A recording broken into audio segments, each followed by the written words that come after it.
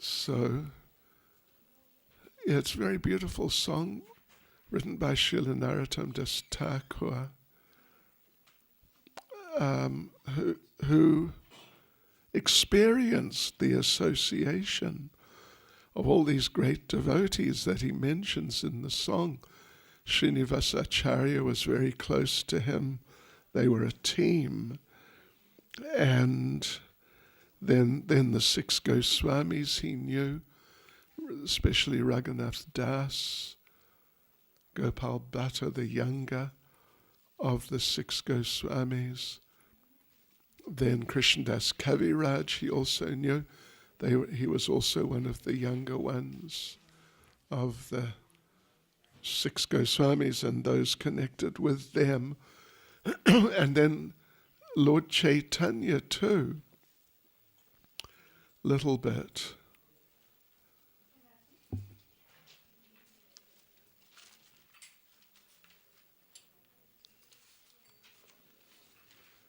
Thank you. So there you go. The sheets are coming out. Get a sheet. I'm pretty sure there's enough for everyone. And it's in the book there that Mataji's looking at. Narottam Das Thakur. What's the correct name, Mataji? What is the correct name of the song? It's there. It's not Sri Bhagavad something. Are you going to look it up? All right, I thought you had it. I know what it's like. So let's go. We sang this not last night, but the night before. Such a beautiful song and deeply felt song. So I'm just going to read through the trend. Oh, there it is. Saparshada Bhagavad Viraha Janita Vilap. Lamentation due to separation from the Lord and his associates. Thank you. Madhavi Prabhu, you're saving us all the time. It's amazing, actually. So, right, here's the translation. You've all got it there, so you can just read through with me. He who brought the treasure of divine love and who is filled with compassion and mercy, where has such a personality as Srinivasa Acharya, actually, not exactly Advaita Acharya, but it's also Advaita Acharya. Where's such a personality as Srinivasa Acharya gone? Because he and Narottam, they were close. Srinivasa and Narottam. Where are my Swarup Damodar?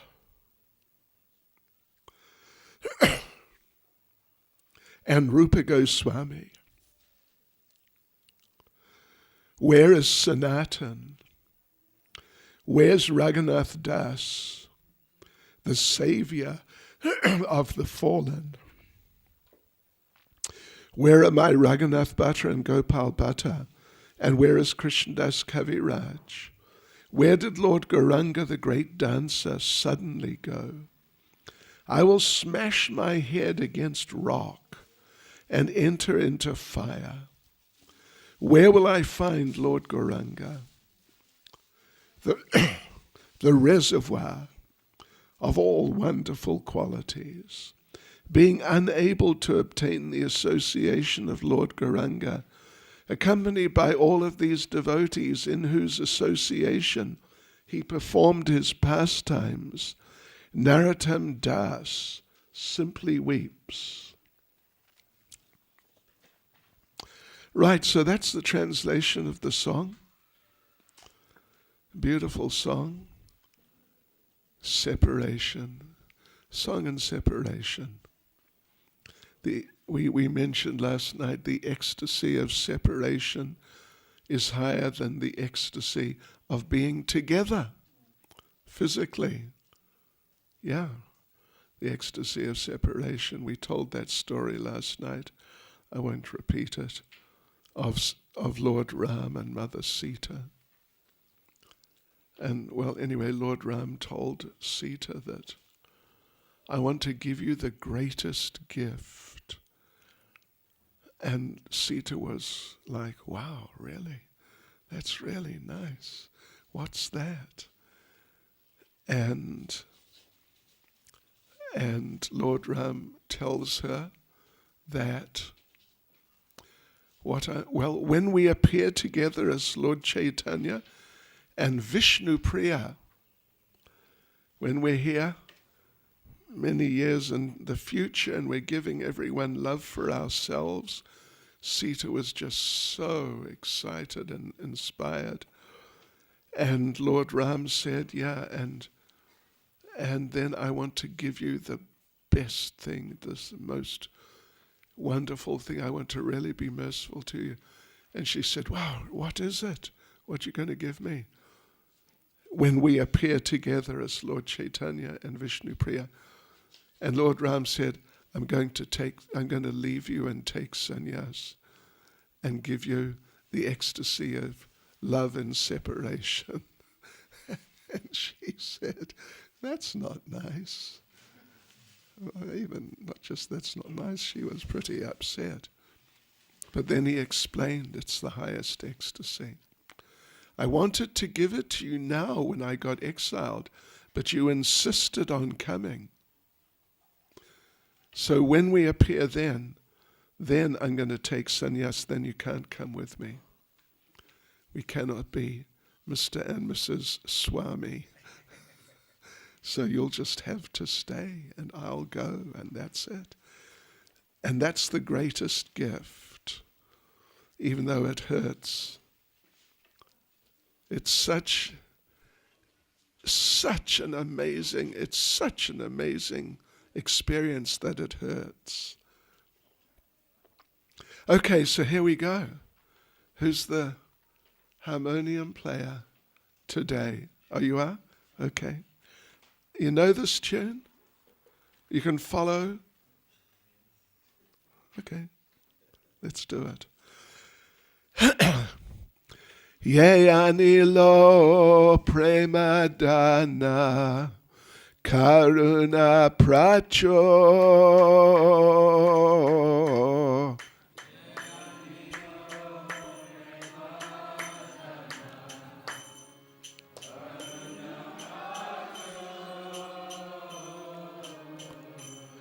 Ye anilo premadana karuna pracho.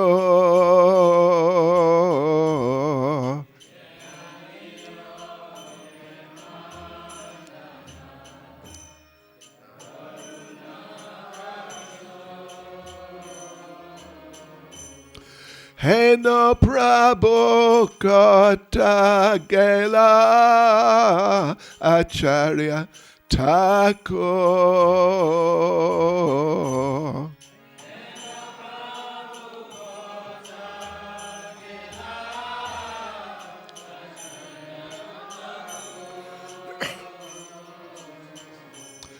Heno Prabhu Kota Gela Acharya Thakur.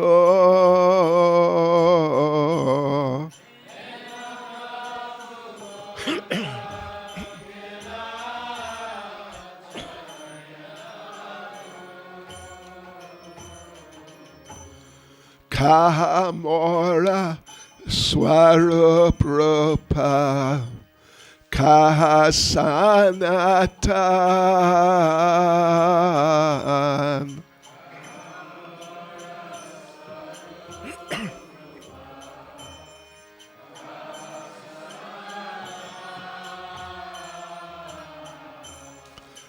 Kahamora Swarupa Kahasanatan.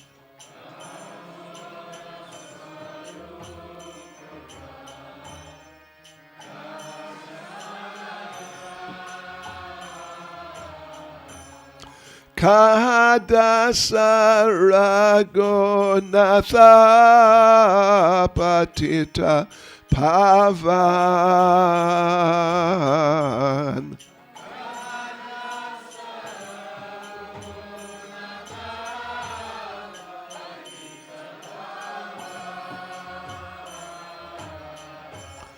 Kadasaragonatha patita pavan.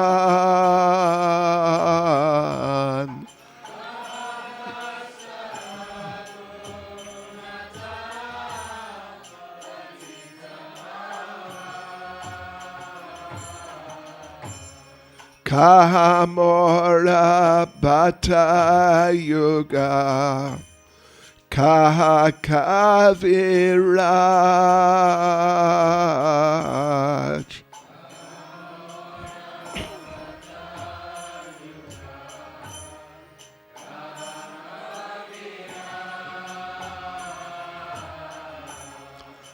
Kahamora bata yoga. Kahakaviraj.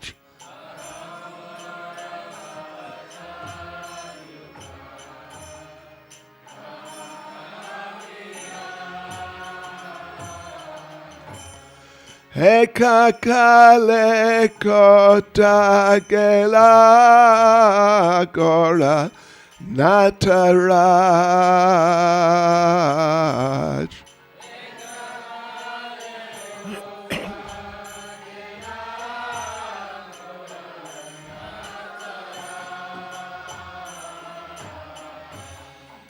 Hekakale kota gela gora nataraj.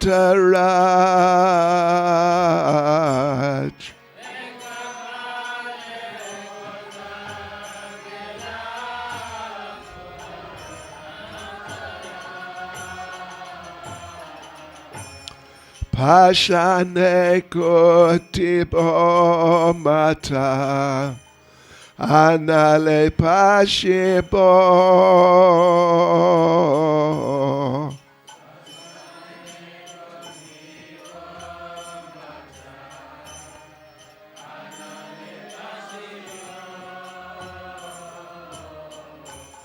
Pashane kotibo mata. Anale pashibo.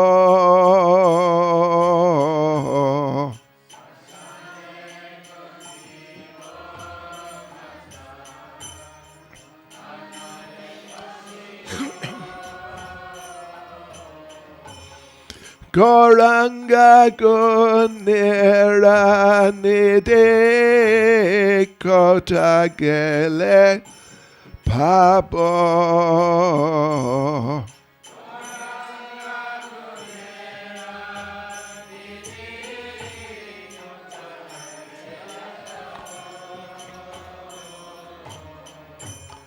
Goranga gunera nide kota gele pabo.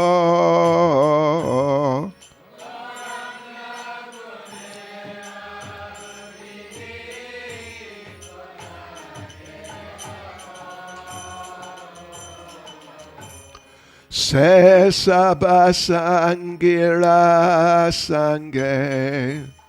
Ye koilo pilas.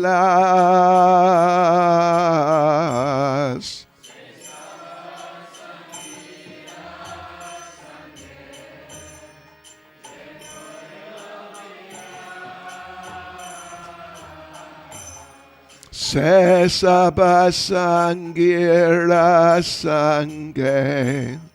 Ye koilo pilas.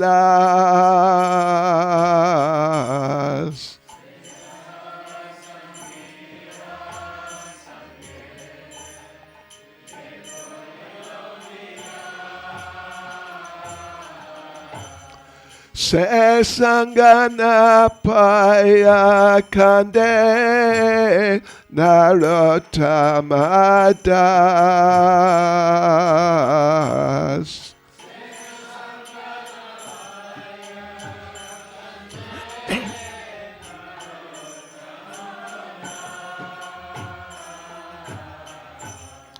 Se sangana paya kande narotamadas.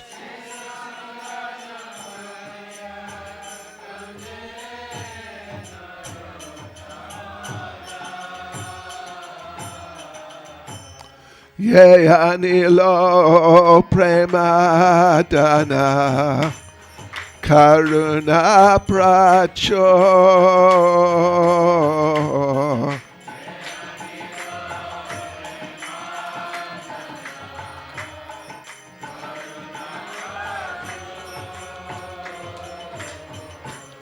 Ye anilo premadana karuna pracho.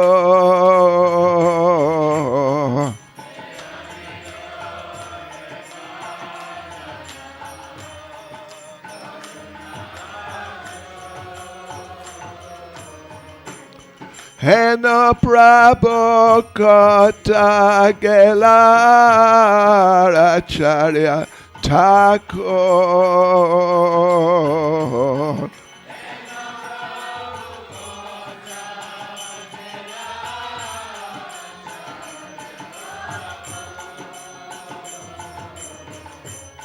Hena prabhu kota gelara acharya Thakur.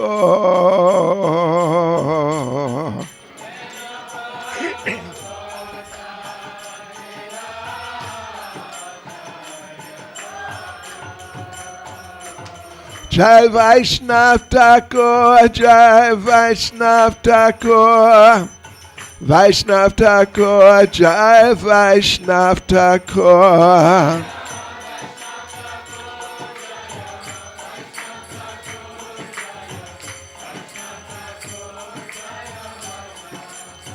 Jai Vaishnav Thakur, Jai Vaishnav Thakur, Jai Vaishnav Thakur, Jai Vaishnav Thakur.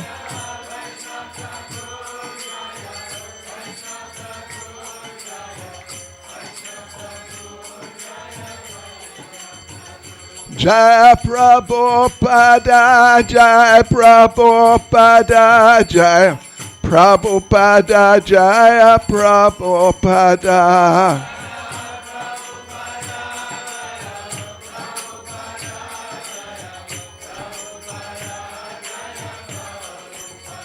Jai Prabhupada, Jai Prabhupada, Prabhupada, Jai Prabhupada.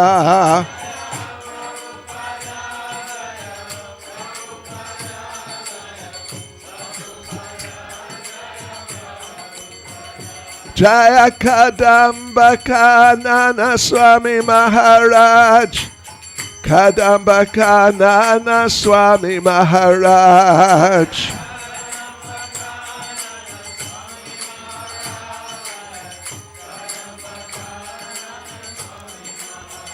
Jaya Kadamba Kanana Swami Maharaj. Kadamba Kanana Swami Maharaj.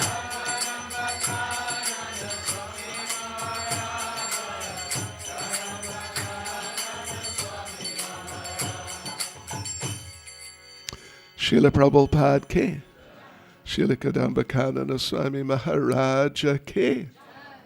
Go Premanande. So we can collect up the song sheets. And I'll just say a few words. Some of my experiences with Kadamba Kanana Maharaj, and even may just tell you a little story. But I first met Kadamba Kanana Maharaj in Vrindavan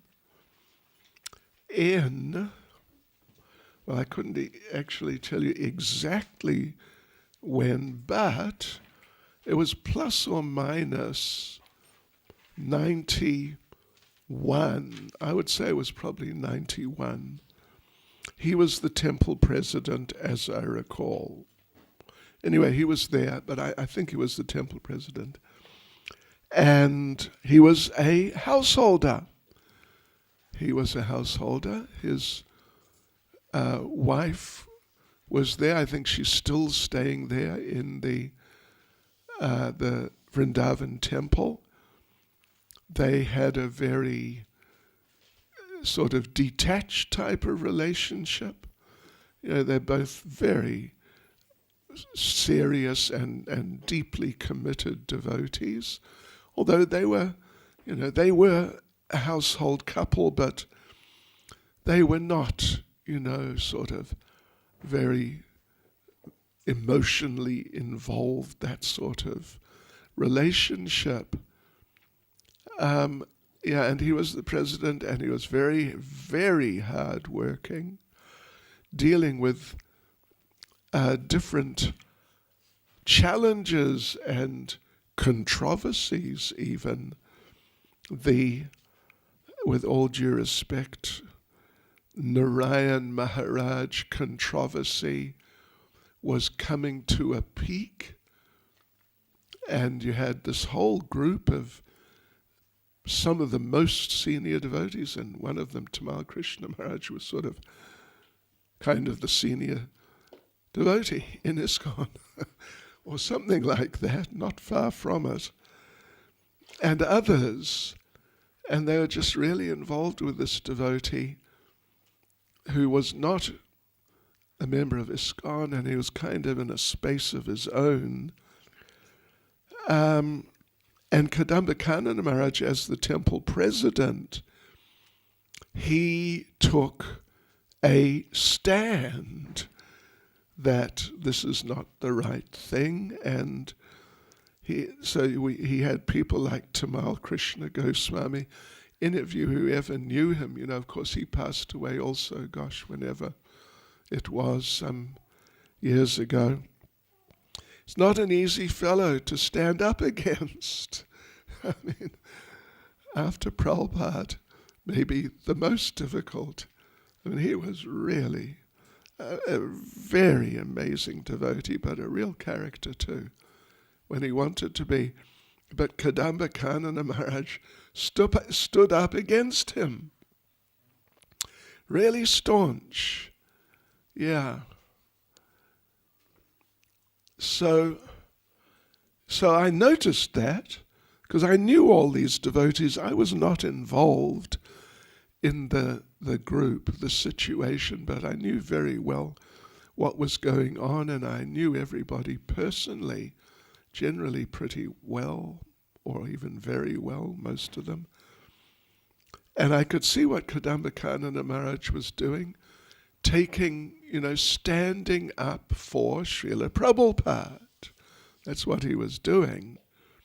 And Prabhupada's standards, and, sort of protecting Prabhupada's movement, you could say. Along with a couple of others. Prahladnanda Maharaj was also in the same sort of mood.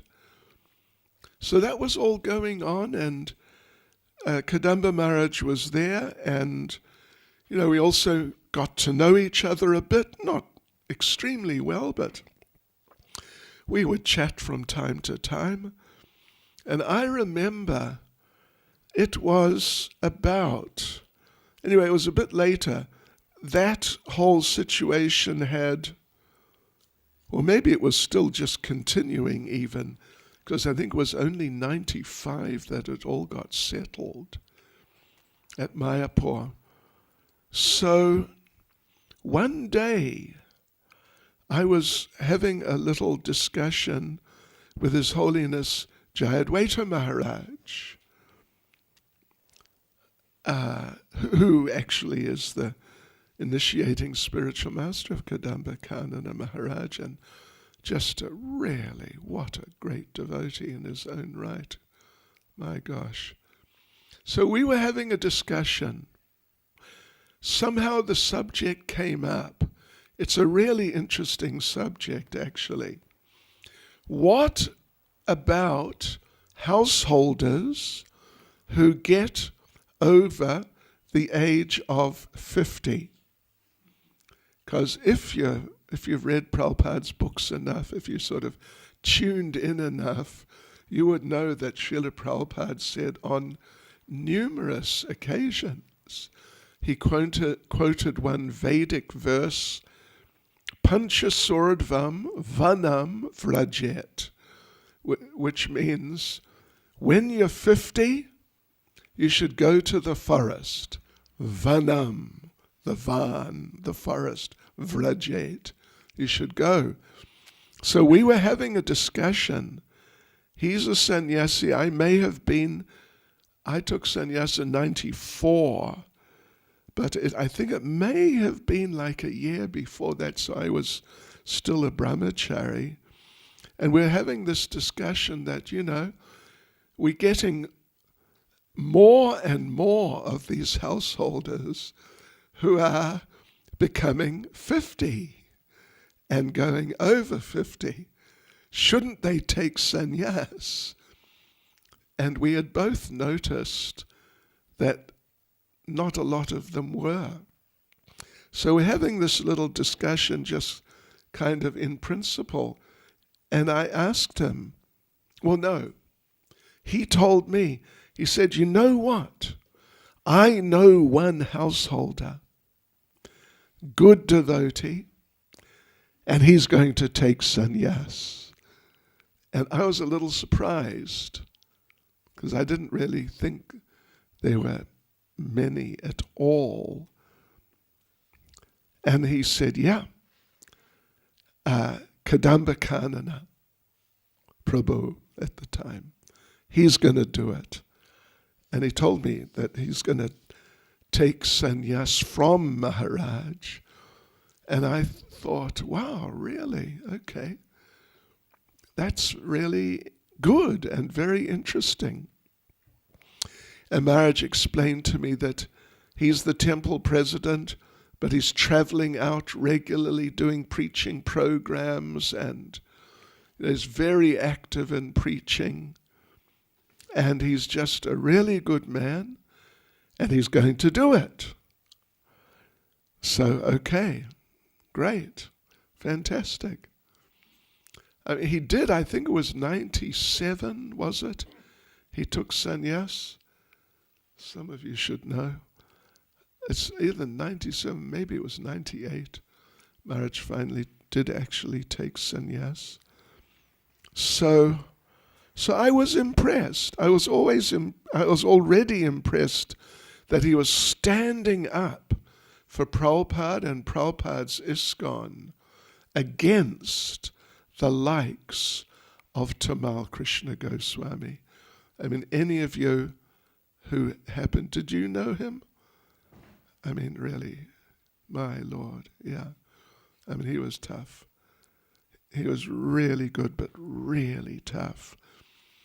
And Kadamba Kanana Maharaj stood up against him very nicely, not in a sort of aggressive or loud way, but just very firmly for what is, what are Prabhupada's standards and the GBC laws, how we're meant to conduct ourselves in relation to people from other organizations. Yeah. So then, not long after that, well, interesting point about Kadamba Kanana Maharaj at that stage.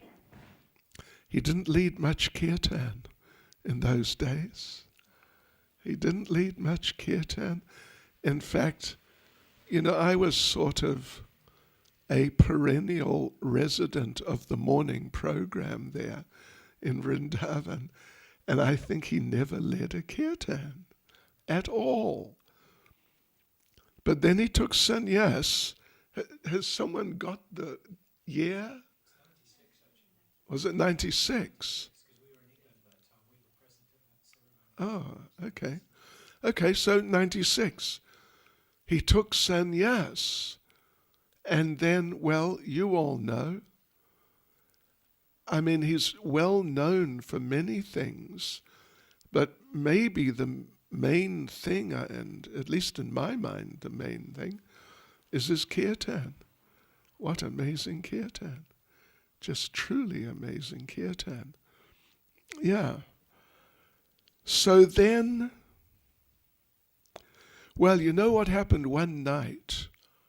My gosh, what happened one night? 1995, kind of, as I recall, middle of the night, something like that. I was staying in what, if you're familiar with the setup at ISKCON Vrindavan, at least in those days, right next to the temple building, but when you're looking from the road into the temple and the ISKCON setup, then on the right-hand side, just the very next building was the Gurukul in those days. And those of us involved in the VIHE, because I was regularly teaching seminars in the VIHE, and so was Prahlad Nanda Maharaj, and he and I, we're also a team, and we would always stay together. So it was sometime in the middle of the night, and my mind was, I don't know where, but really at least half, if not 75% in dreamland. And who should bang on the door at some time, kind of middle of the night sort of time, but Kadamba Kanana. Well, he wasn't a sannyasi yet, because it was 95. He was still a householder. And, I was sort of in outer space, but Prahlad Nanda Maharaj pulled himself together and got up and opened the door. And there was Kadamba Kanana Prabhu Maharaj. And he said, I can still remember from sort of, way out in some other planet somewhere, saying, I've just been shot. Yeah, I've just been shot. Can you help me? So like I said, I was just elsewhere. But Prahlad Nanda Maharaj immediately jumped into action and helped him. And, got some others, aroused some other of the management and other local devotees, and arranged that Maharaj go to Mathura, to I think it's the Methodist hospital. It's some hospital, the best hospital in Mathura, which is connected to one of the Christian groups. So he was put in there, and he, his life was saved. I think it was kind of in the balance until they got him there. And I remember him telling me afterwards how the nurses dealt with him, and I cannot repeat it in mixed company, actually, but it was way out. It was way off, actually, how the nurses, the ladies, were dealing with him. Yeah. But anyway, so they operated. I guess they took the bullet out, or maybe it had passed right through, because he was in the toilet, crouching, the old traditional Indian style. You just crouch down, and someone came in the next cubicle of this sort of public toilet setup for the Gurukul and shot over the wall. And I believe it went through the body, and then the person ran for it. And there are theories of who it was, but nothing proved. But we don't need to worry. Yamaraj knows, and he'll take care of the person. I tell you what, gee whiz. So yeah, that was quite something.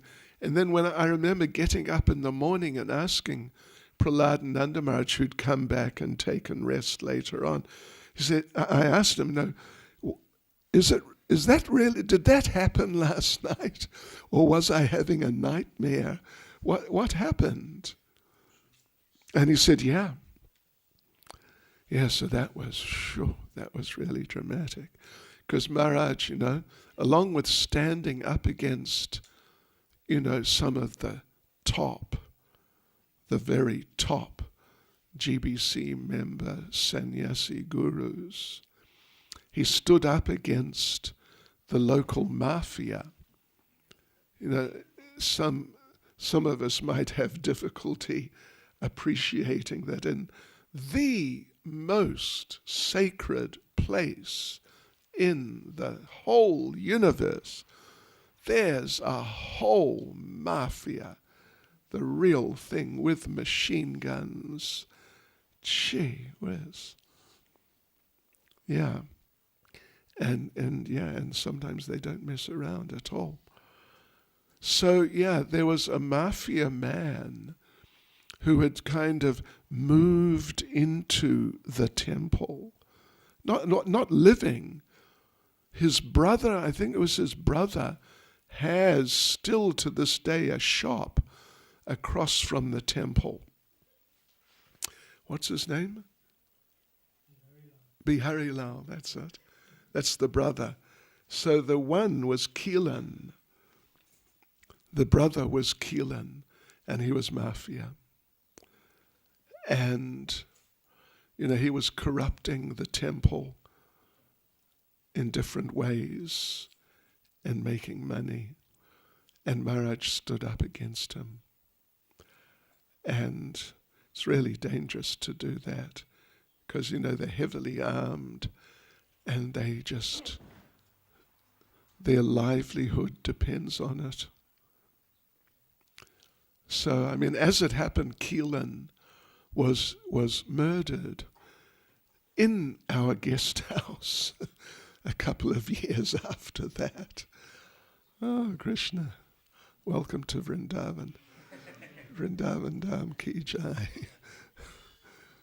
So, but Maharaj, he stood up. He was trying to, in fact, when he was appointed the temple president, he was given the mission of cleaning up the place.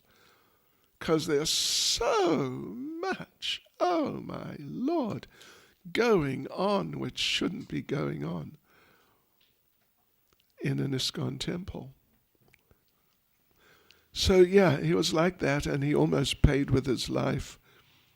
If he hadn't been a devotee, I'm sure he would have died.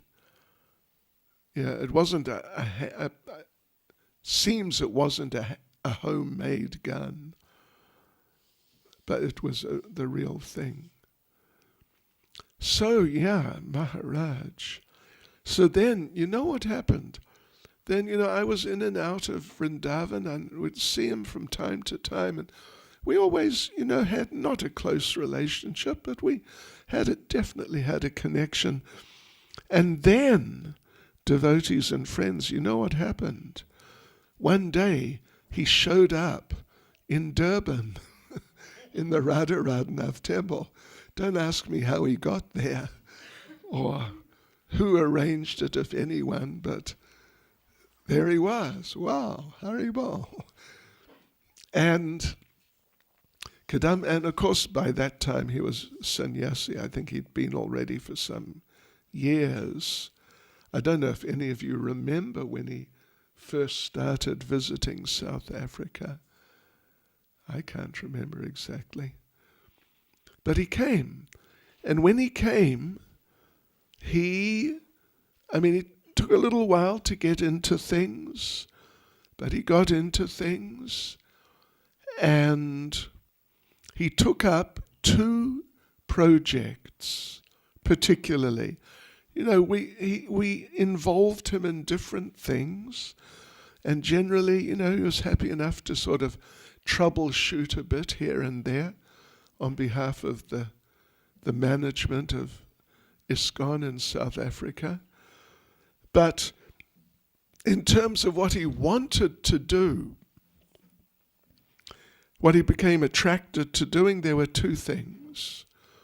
One thing, and well, I don't know whether one could really say the main thing, but definitely one thing was preaching to the African community. And not just the African community, but particularly the young African community, like teenage 20s, that sort of age group, what we'd call the youth. And he really got into it.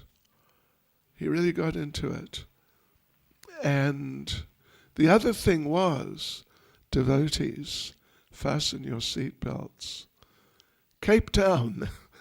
Yeah, he really got into Cape Town. I mean, he was into everything. He went to PE a bit. He had, or has, a couple of disciples there. I forget their names, Afrikaans couple. Krishna Bhamani and just Krishna, yeah. Yeah, so he went to PE a little. He always spent time in Durban and Joburg. Of course, Joburg, he would go to Soweto and preach in Soweto, and then down here. And you all would know, I was never here with him. I don't think that I was here with him, but I know he was coming 2-3 times a year, and he was really focused on people like yourselves, the young ones. Yeah. Because you only stay young so long. We just in the GBC body, I think, but somewhere we extended the official age of the youth, the people who are running the youth programs, by 3 years to 38. And to my understanding, 40 means you're middle-aged. Senior youth. So anyway, but he was really into it.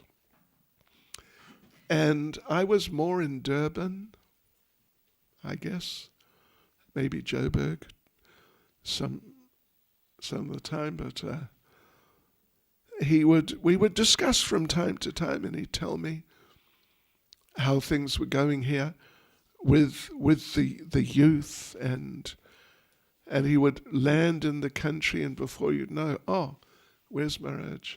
Oh, he's gone to Cape Town. Yeah. So, yeah, and he really took it seriously. He really took it very seriously. I asked Jayadvaita Maharaj just a few days ago, I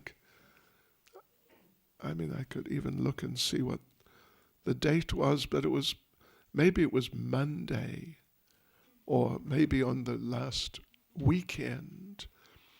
I asked him, can you ask Maharaj, has he got some instruction for me? And Jayadvaita Maharaj wrote back a couple of days later at length, saying that, he's too incapacitated. I can't ask him. He can't respond. But he told me that he assumes that his instruction to me, little old me, for what it's worth, for what I'm worth, would be to help with the African preaching. And maybe Cape Town too, anyway, but particularly the African preaching, because he was really into it. When they had the first Soweto Ratha Yatra, or one of the first, he donated 20,000 rands, and he phoned me up And he says, this is what I've done, what he's done. And he told me, I must do it too. So, okay. So I donated 20,000 rands. I think it was the first, it was certainly one of the first Soweto Rath Yatras. A lot of fun. Then, he had this whole idea of making I guess you'd say actually an educational institution for young African-bodied devotees, if not an actual institution, but at least like a place where they can live together, associate as devotees, be near a temple or be a temple, and then he would help facilitate them studying and getting academic qualifications. And how that worked out was, well, initially we were going to get the house next to our Pretoria temple, if you're familiar with that, right next door. But anyway, somehow or other that didn't happen. So we got the place which Savyasachi Prabhu is in charge of now, in, Melville, is that the name? Melville, yeah. And you know what he did? Maybe I shouldn't even tell you this, but the place cost about 2.5 million rands, 2.45, I think. And he contacted me and he said, because I had said, okay, if you get the place next door in Pretoria, I'll chip in something. But it wasn't going to be 2 million rands. It was, I don't know what it was going to be, but I think it was less than 1 million. So then he phoned me and said, right, we're getting this place in Melville.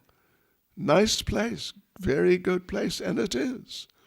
It's a really good place. And he said, yeah, 2.45 million. Oh. He said, he told me, I'm gonna give 1 million rands. And he told me he wants me to give 1 million rands. So, so I did actually. It's all right. No, it's okay. Yeah, right. So, and Govardhan gave about 500,000. And we got the place and just bought it, not with a mortgage or anything. Just bought it cash. And it's going on. It's quite nice. Quite nice. So, yeah, Maharaj's heart was really into preaching and helping. And I mentioned last night that Jayadvaita Maharaj said in his class, he gave a class right at the end of the whole Samadhi ceremony yesterday. In Vrindavan, he gave a class. And I tuned in and I was listening to it. And he said that so Maharaj passed away on Thursday, sorry, you're right. Thursday he passed away. On the Tuesday, Jayadvaita Maharaj was there the whole time, like 24/7. And he said that on the Tuesday, 2 days before the actual departure, Kadamba Kanana Maharaj is lying there, he's just incapacitated to the point, not speaking, not able really to move. But then suddenly he moved one of his arms and sort of made some indication. So Jayadvaita Maharaj, and I suppose some of the others, there were a number of others there, they gathered around. And all Maharaj said, Kadamba Kanana Maharaj, was, and not easy to really understand, but he said, mission. That's what he said. As far as I recall, once he just said, mission. And that was it. And that was the last that he spoke. Yeah. That was the last he spoke. And just showing, where his heart is, of course, according to material standards, in a situation like this where someone who we all know, I think we've all been through it in material life, when they die, then that's it. Then you never talk in the present tense about them. You only speak about them in the past tense. He was, and he did, and like that. But we can speak of Kadamba Kanana Maharaj in the present tense because, we last night we read the famous, very famous verse of Bhaktivinoda Thakur. He reasons ill who thinks that Vaishnavas die. When thou art living still in sound, the Vaishnav dies to live, and while living tries to spread the holy names around. And, that the last line, while living, tries to spread the holy names around. What can you say? That's just Kadamba Kanana Maharaj. That's just Kadamba Kanana Maharaj. 100%. And all of us, because, at least all of us who knew him, we're moved. We're moved by the loss. We're deeply moved by the loss. But at the same time, he's still here. He's still here. And we mentioned last night, sometimes the physical form of a transcendental person, sometimes, sort of arguably, this is a little subtle and a little esoteric, but sometimes the physical form is a little misleading. Because don't think that right now, that in Goloka Vrindavan, Kadamba Kanana Maharaj is a 70-year-old or 69-year whatever gentleman from Holland, because he's not. He's not that. That was just an identity that was assumed by Krishna's arrangement for, ultimately for his mission. Because if you don't have a material body and you're trying to help with the mission in the material world, if you don't have a material body, you can't help. You can't do anything at all. You've got to have a material body. So he had that one. He had that one. And we all have our particular ones. But that's not who we are. And that's the most foundational part of Krishna consciousness that there is.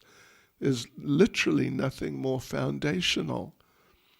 So whether he is a gopi, whether he's a cowherd boy, anyway, devotees, the good news is we're all going to find out sooner or later. Shall we say later? Probably later. We're all going to find out. But the bad news is we're going to have to wait for a while.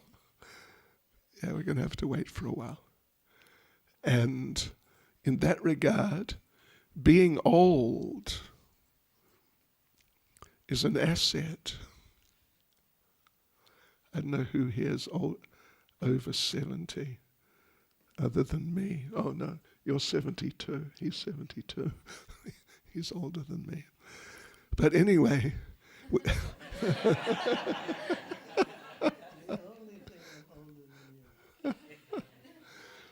we won't have to wait so long.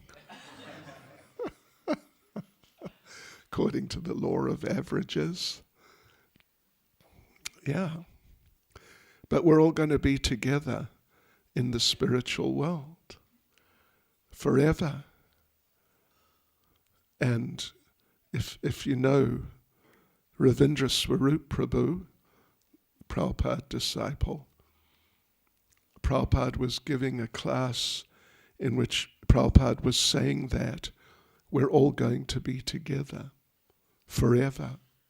And at the time, Maharaj told us, he told us when we were on Navadvip Mandal Parikrama many years ago.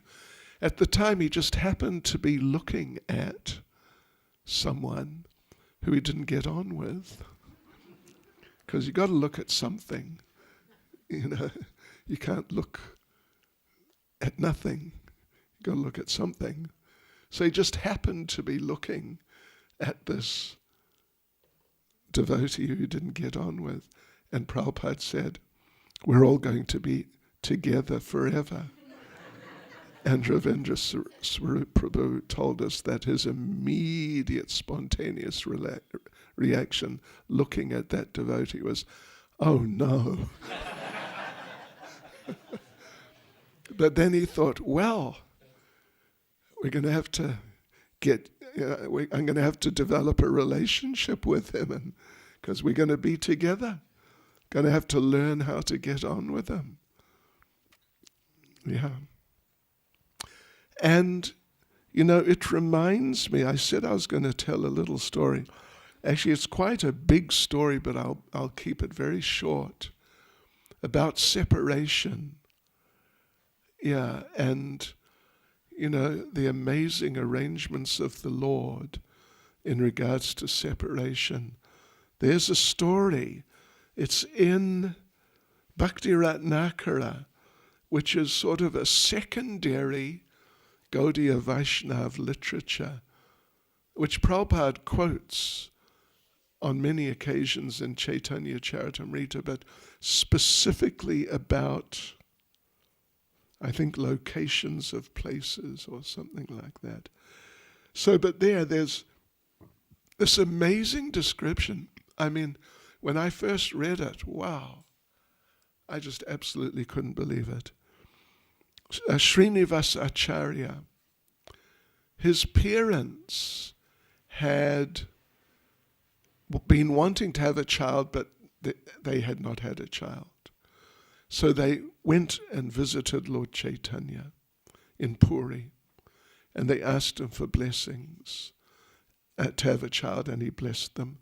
And they gave birth, they came back and they gave birth to Srinivas, who became one of the very great acharyas after the 6 Goswamis.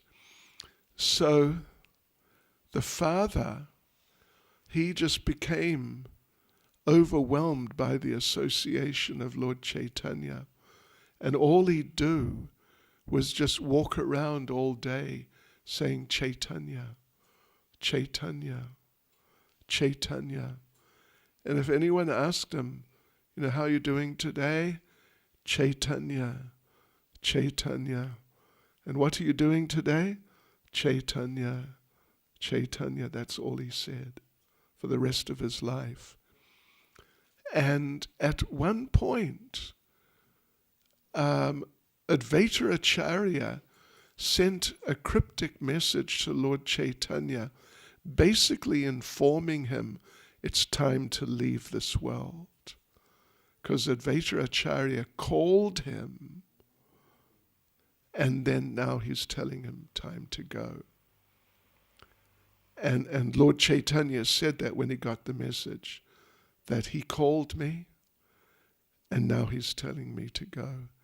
So all the devotee community found out about that, and Srinivas did too. He was at the time like late teens. So he decided, and he's in Navadvip area, so he decided, I got to meet Lord Chaitanya. He had not met him. So he ran to Jagannath Puri, 500 kilometers or 600 and something kilometers from Navadvip. And he just ran the whole way, 24 hours a day, just running. And as he's entering Puri, he met a group of pilgrims who are coming out, going the other way. And he could see they're very distressed and disturbed. And he asked them what happened.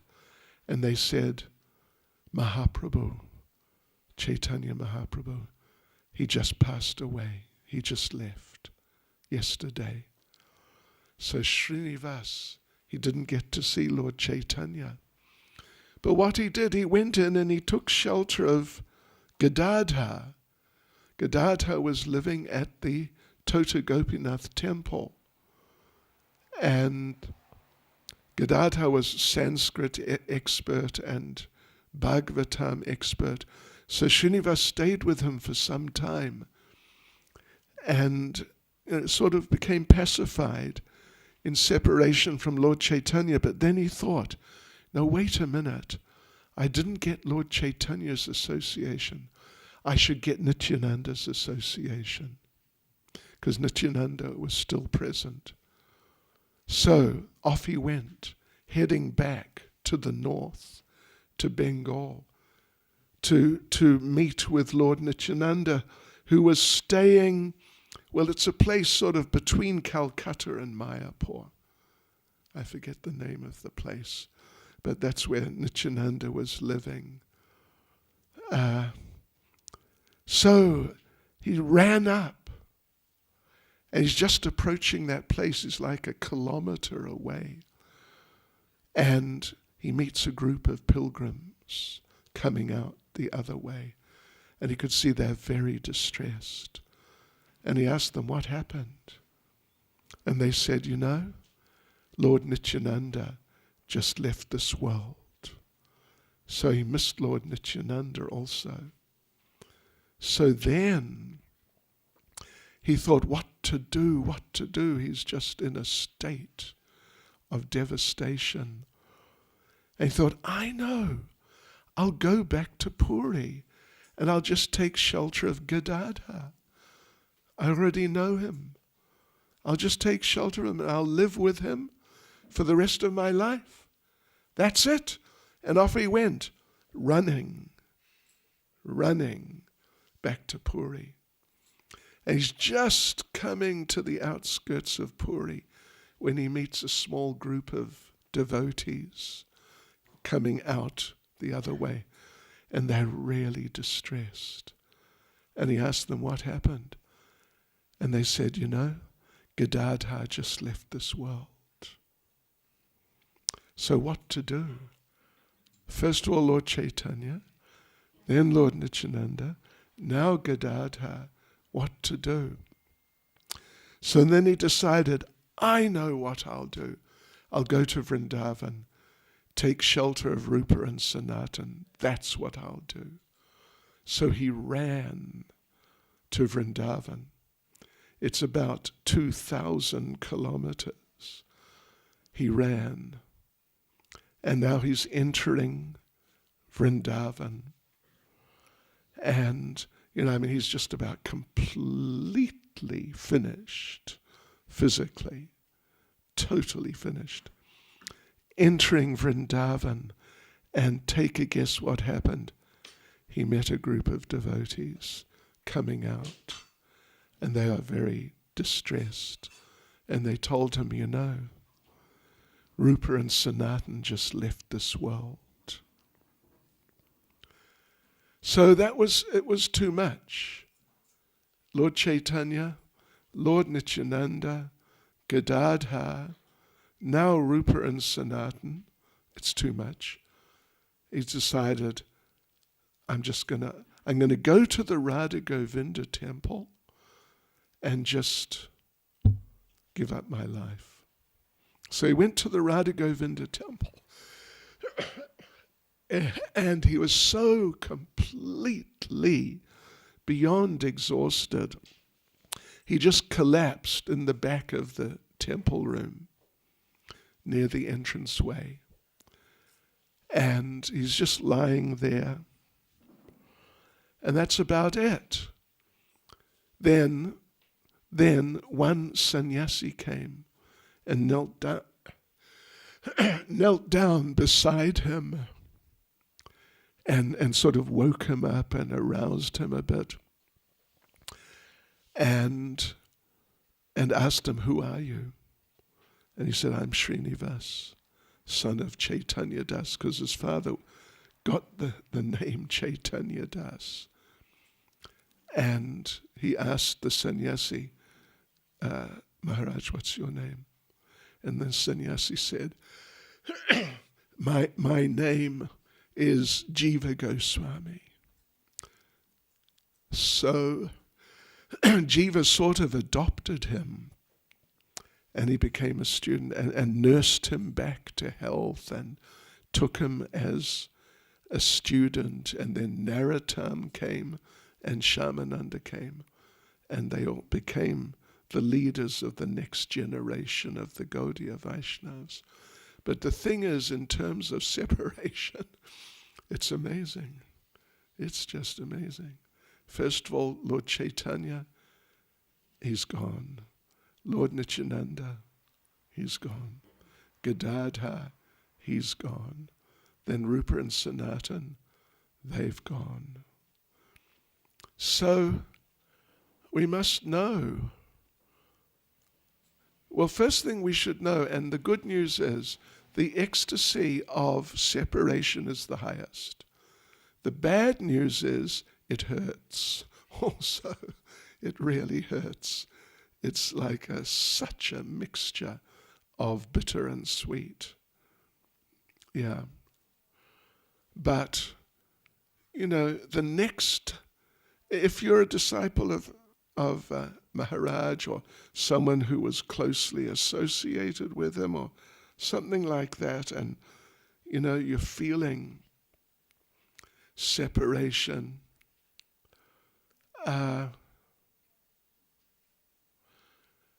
it'll happen again, because Devam Maharaj said, the decade we're in, he said, he called it, it's the decade of tears.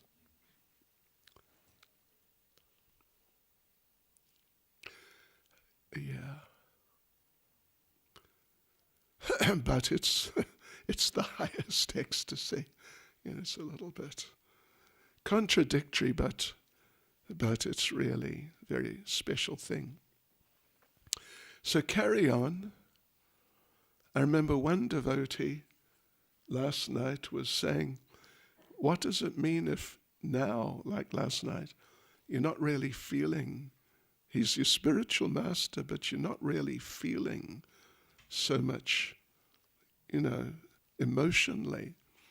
And another person wrote to me yesterday and said the same thing. She sort of kind of feeling fairly normal. But then this morning she bumped into some of the devotees and suddenly she just dissolved into tears. So it's quite an experience going through the departure of the spiritual master and the departure just of devotees who are close to you. But stick with it, stick at the lotus feet of Srila Prabhupada, stick with the devotees, and you'll manage and you'll come out the other side like, Prabhupada left, we were there, and we've come out the other side. Here we are. We're still alive and functional. Yeah. So if we really tune in, like Bhaktivinoda Thakur said, he reasons all who thinks that Vaishnavas die when thou art living still in sound. The Vaishnav dies to live, but while living, tries to spread the holy names around. Yeah.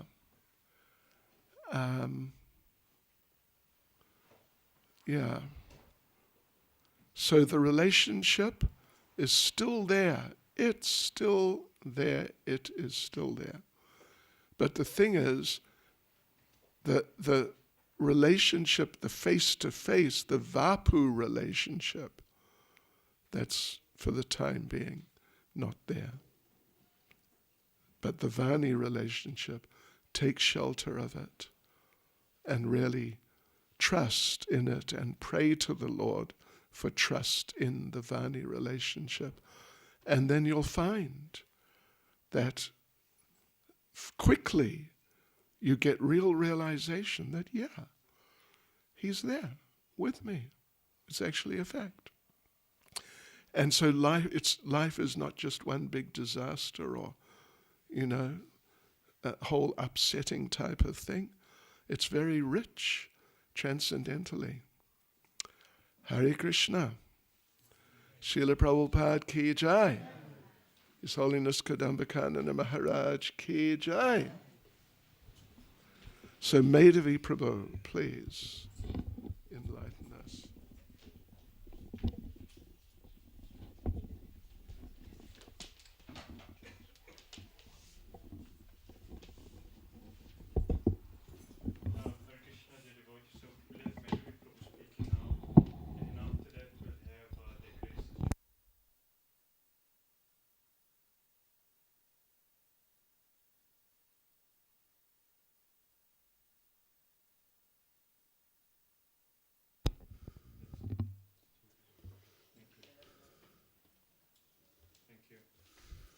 And I mean, anyone who sort of, gets the inspiration as time goes on, right?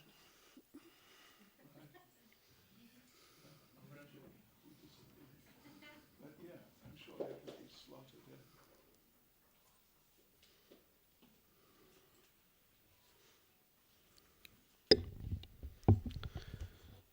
Hare Krishna. Thank you very much, Maharaj, again, for your wonderful presentation. Om Jnanatirandasya Ananjana Salakaya Chakshu Militam Jena Tasmai Shri Gurave Namah. Shri Chaitanya Manobhistam Stapitam Yena Bhutale Swayam Rupa Kadamayam Sadati Swabhadantikam Vandeham Shri Guru Shri Yuta Padakam Shri Gurun Vaishnavamscha Shri Rupam Sagrajatam Sahagana Raghunatam Vitam Tam Sajivam Sadvaitam Savadutam Parijana Saitam Krishna Chaitanya Devam Shri Radha Krishna Padan Sahagana Lalita Shri Vishakams Vitamscha. Hey Krishna Karuna Sindhu Dinabandho Jagatpate Gopesha Gopika Kanta Radha Kanta Namostute Tapta Kanchana Gaurangi Radhe Vrindavaneshwari Rishabhanu Sute Devi Pranamami Vanchakalpatribhischa Kripa Sindhu Vivcha Patitanam Pavanebhyo Vaishnavebhyo Namo Jai Sri Krishna Chaitanya Prabhu Nityananda Shri Advait Gadadhar Sivasati Gaur Bhaktivinoda Hare Krishna Krishna Krishna Hare Hare Hare Rama Rama Rama Hare.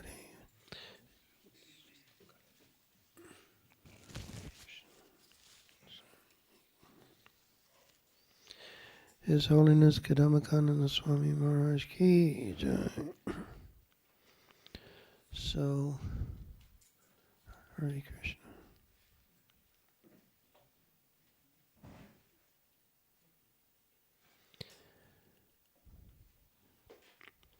I mentioned the other day, it wasn't the first time that I'd seen Maharaj.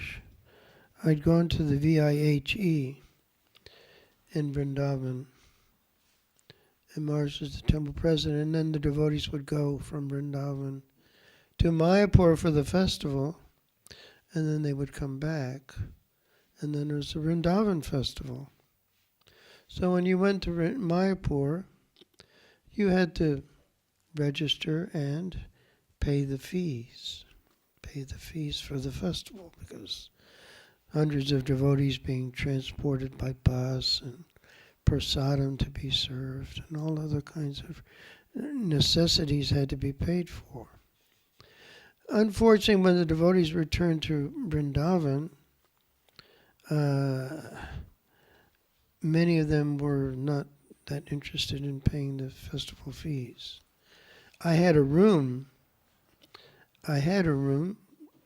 from during the VIHE, and you just kind of leave the lock on the door, and you come back, and then you got a couple of buddies, and they come in, and like that, then they're not paying their fees.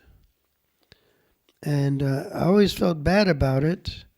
I kind of went along with it.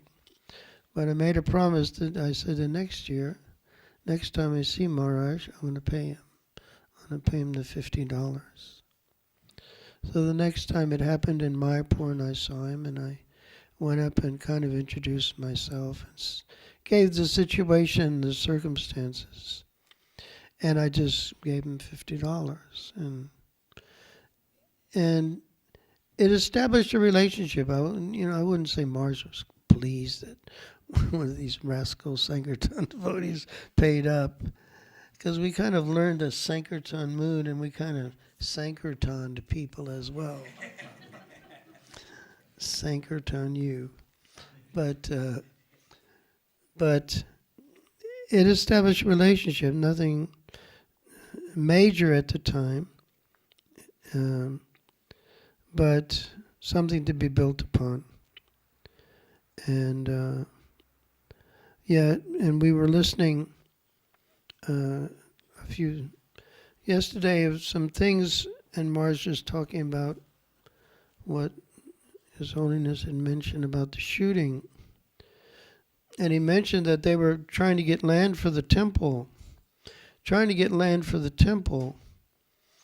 And if I get it correctly, he had approached the owner directly to purchase the land, but the gundas, the gangstas, which we know all about here in Cape Town, and they're killing dozens of people every day. They wanted to sell it to him. Same price plus $60,000. $60,000. So as Mars was saying, Kadamba Mars wanted to clean up the town, or get out of Dodge, as they say. So he made the arrangements for the property and saved all that Lakshmi for utilization in Prabhupada's service. Like that. And then there was the consequence. Like that. But he was willing. He wasn't going to kowtow to these interests. And this person, Keelan, he had an office right in the guest house. He's a gangster. He's got an office in the temple, practically. And what's happening? I don't know if they used to make the announcement after Mangal Arati in Vrindavan that if you need to change any money, go to this guy. In Mayapur, they announced you must go through the bank and system, or you go through the proper channels in the temple. Practically speaking, they were announcing, because the whole thing was corrupt, that this is the guy, and he's making, thousands and thousands off the devotees. And this is kind of like set procedure. Devotees come to Vrindavan, and this is the guy you change your money with. He gives you more than what the bank will give you, and the whole thing. So he is very powerful and very dangerous. Not the kind of person you want to cross. Interesting point is that these persons are all Brajabasis. And the whole idea is that, You never leave Vrindavan. Never leave. You live, you die in Vrindavan, you go back to Krishna. So he was shot as well. He was shot. Badly injured. And what happened? They took him to the best hospital in New Delhi. And he died in the car park there. So that was his benediction. Hare Krishna.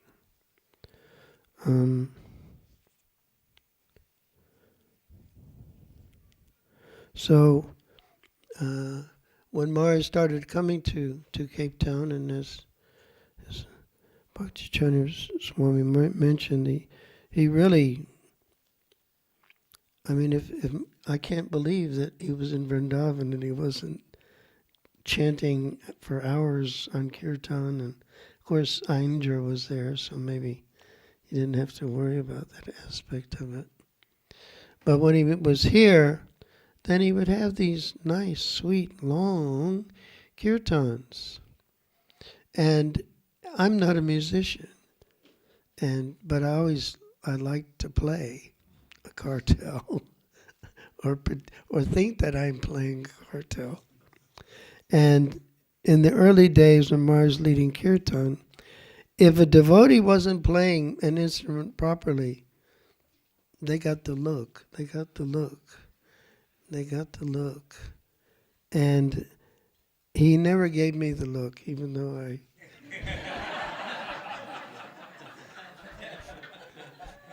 I probably wasn't playing them the best.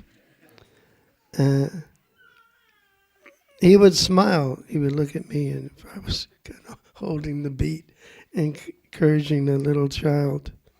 And then sometimes he would hit a high note.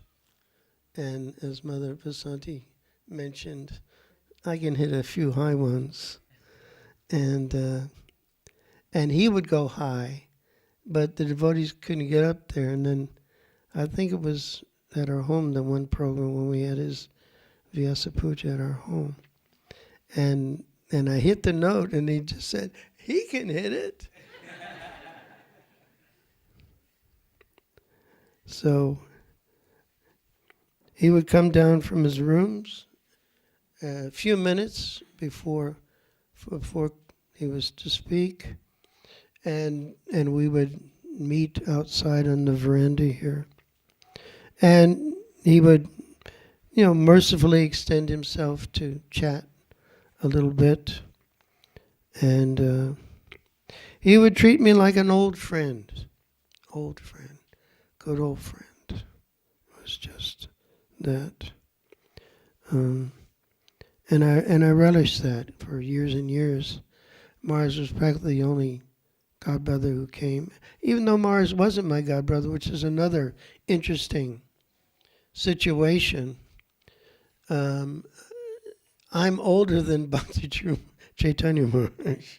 Can you believe it? I look so young.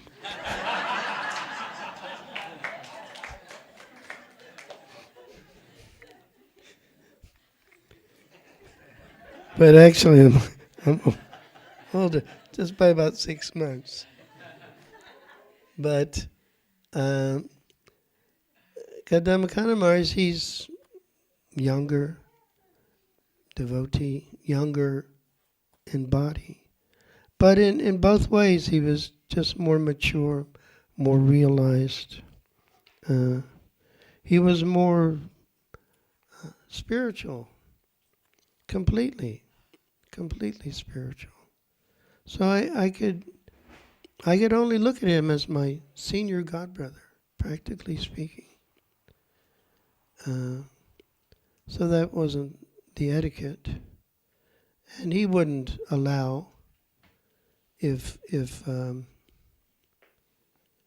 wasn't being treated, respected. If someone brought a garland in for him for the class, then he would have it offered to me.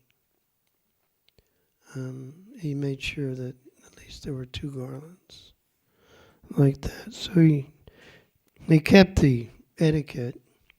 even though I preferred if he didn't. It was kind of like Advaita Acharya and Lord Chaitanya, maybe. Something like that. Something like that. So it was very wonderful being in this association, as everyone knows. And then there were the Rath Yatras. And the one Rath Yatra particularly, I think it was 2016. Because 2015 was the year that Nelson Mandela passed away, and we kind of made it, instead of canceling it, because he died the day before.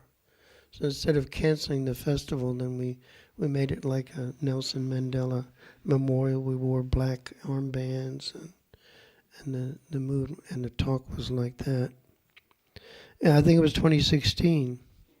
And it's Cape Town. It's blowing a gale. Blowing a gale. It's 70, 80 kilometers an hour if it's one. And the manager was saying, we have to cancel. We can't. You can't have a Rath Yatra when the cart is flying off to Robben Island. So, no, but Mars said he insisted. He insisted that we have it. And we had it.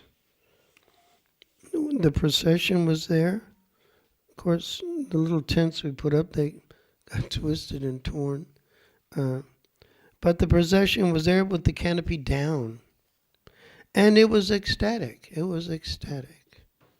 The kirtan was wonderful. Of course, Mars led the whole way. Any Rath Yatra used to lead, and wherever, practically the whole way. We were listening to one discussion, I don't know, in Vrindavan, and he was asking Jayadvaita Maharaj, Kadamba Maharaj, asking Jayadvaita Maharaj about something that he had heard from Satsvarup Maharaj. And he said that Satsvarup Maharaj mentioned that while Srila Prabhupada was present, he said his relationship with Srila Prabhupada was, I don't know if I got the right word, undeveloped. Undeveloped. That it really only started developing when Srila Prabhupada left. When Srila Prabhupada departed. So, I think, and Mahatma Prabhu mentioned, and we mentioned previously, that the spiritual master doesn't disappear. He appears in the heart. And then one has to find him there. Find him there with one's pure desire to serve. So, yeah, the other point, when Mars was mentioning about separation, I was raised in the Catholic religion. Interestingly enough, the name of the parish where I grew up was called Our Lady of Sorrows. Our Lady of Sorrows. So even in that persuasion, they understand they have the joyful mysteries, and then they have the sorrowful mysteries. But this sorrow is actually an ecstasy of intensity, of intense love. So Mars very kindly, he offered myself and, of course, all of you, all of us, his wonderful association, so that we would become attached to him. When Prabhupada was in his last days, he had a desire to go on parikram around Govardhan Hill on bullock cart. streamlined bullock cart. There's nothing streamlined about a bullock cart. If you had a choice between walking and taking a bullock cart, I think you'd choose walking, because it's just the most bounciest thing ever. Your life here is completely get jangled. But Prabhupada expressed this as his desire. And it split the devotees in one way, because some devotees wanted to take that instruction, Prabhupada's desire. Let's do it. Lokanath Maharaj went and got the bullock carts, and Hamsuduru Maharaj was all keen to let's get going. But other devotees, Bhakti Churu Maharaj, Tamal Krishna Maharaj, and others, they were thinking, no, we can't do this. If we do this, Srila Prabhupada will leave. We want him to stay. So there was this tension. And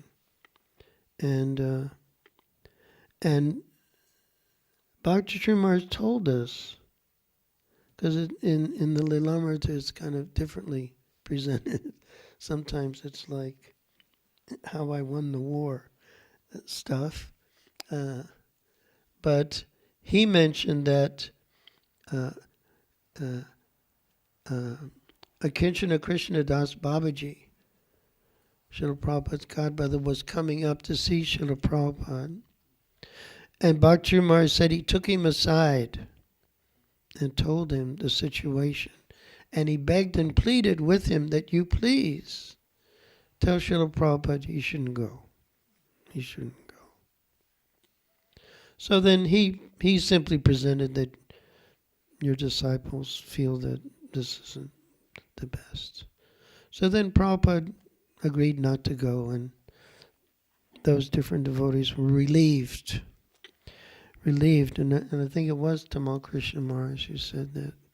Srila Prabhupada, you're driving us crazy. You're driving us crazy. We're so attached to you that you want to do these things, and we're going mad. And Prabhupada said, yes, that's my duty. My duty is to make you attached to me. So Maharaj has very kindly attached us to him. That's a wonderful gift that he's given all of us. And we can reciprocate by continuing to contribute to this mission. So we sometimes, Mother Lalita and I, we discuss about ISKCON in the old days. The old days. And how devotees would do so much service. Mother Radhastami and other devotees, they'd cook like practically the whole day long. Cook the morning offering, cook the Raj Bhoga, make the daily sweets, cook the Mongol sweets, practically to do the whole thing. And now to get one devotee to cook one offering, it's like pulling your molars out. So we thought that, everyone had this mood of serving the mission. Where things have changed now, where devotees are trying to find their own situation where they feel they can serve best. But that wasn't, in my understanding, like in the old days, where we didn't think about that. We just thought, how can we serve?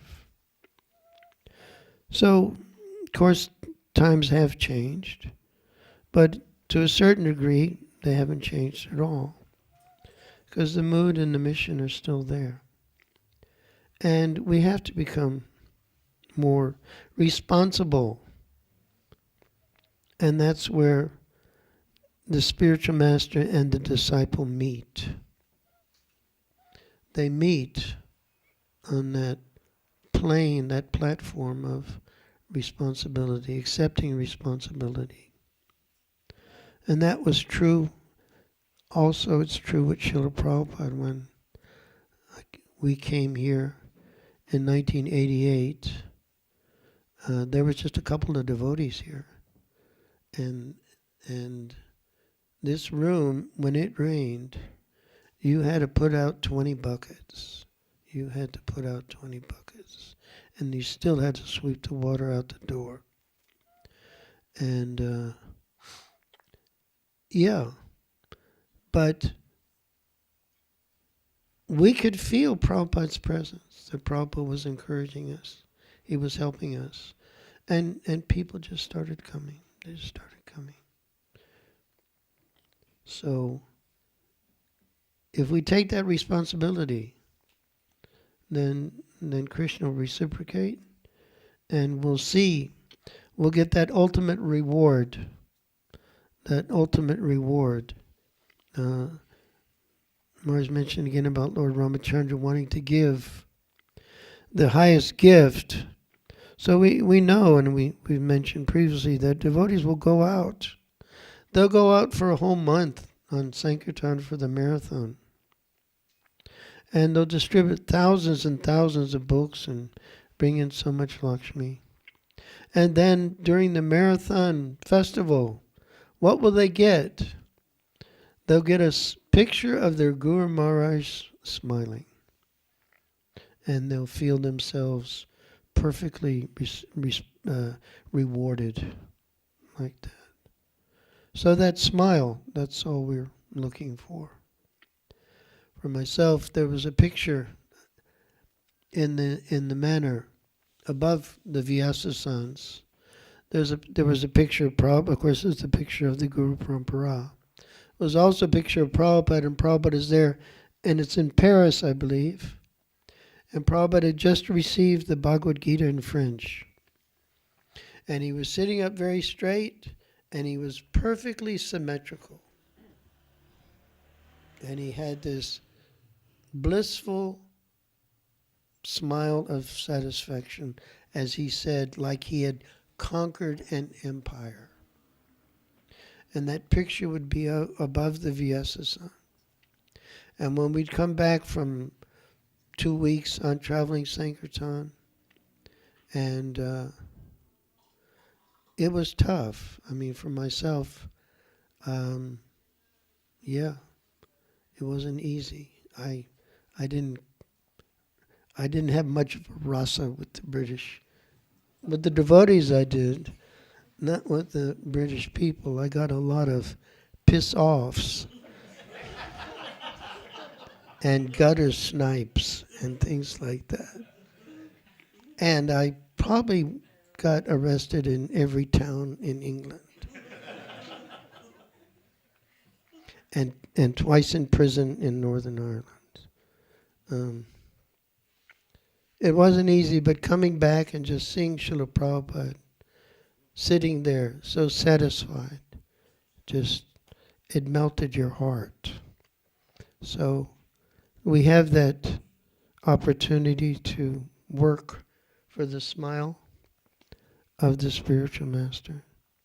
And that should be our greatest satisfaction. There can be nothing else more satisfying than pleasing the pure devotee. His Holiness Kadamba Kanana Swami Maharaj ki jai. Srila Prabhupada ki jai.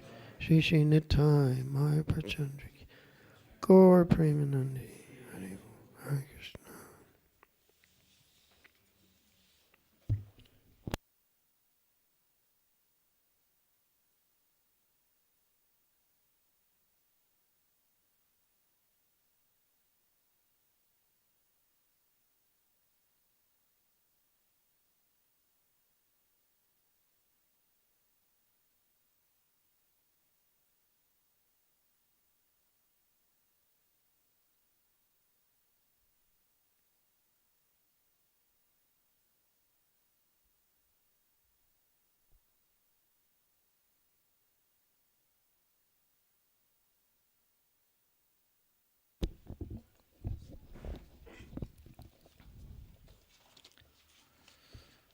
Hare Krishna.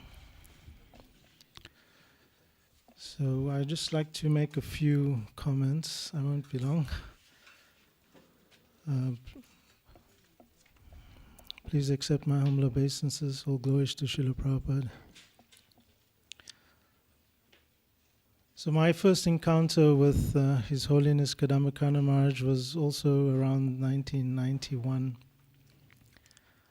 I'd gone to India the first time, and I was young. I think I was 20 years old, and the European devotees, they were a little, they would bully the younger devotees around. So I'd been going on tour with the devotees, and they gave me all their batteries to carry on the plane. And in India, they're very strict about carrying any batteries on planes. So they stopped me at the airport, and I had to go and put these batteries in a special packaging and then put them in the hold. They wouldn't let me take it on as hand luggage, these big camera batteries. And because of that, when I was going to Vrindavan from the tour so I was in a bus tour with all the devotees, maybe 100 devotees, going on a bus tour and getting to the airport, and I'm with all the devotees, and now they stopped me, the security, because I've got all these batteries. So the devotees that were with me on a bus, they just left me. And I was at the airport alone. The first time in India, I'm 20 years old with all these batteries. And the bus is gone, and I have to get to Vrindavan. I know I have to get to Vrindavan, but I don't know where it is, or I don't know how to get there. I don't even know if I have enough money to get to Vrindavan. So finally, I find one old guy with one of those ambassador vehicles, these old beat-up ambassador vehicles. So I get on this, and so this is, I landed at 7 or 8 o'clock in the evening, and the trip to Vrindavan is like 5-6 hours drive or something. I didn't know how far it was. I just knew it was 150 kilometers, and I couldn't figure out how he's going to get there in 6 hours. It should take in a modern car, but this old beat-up car just took forever. So finally I got to Vrindavan at, I think around 3:30 in the morning. And somehow I got to the temple room, and I went straight to the temple room.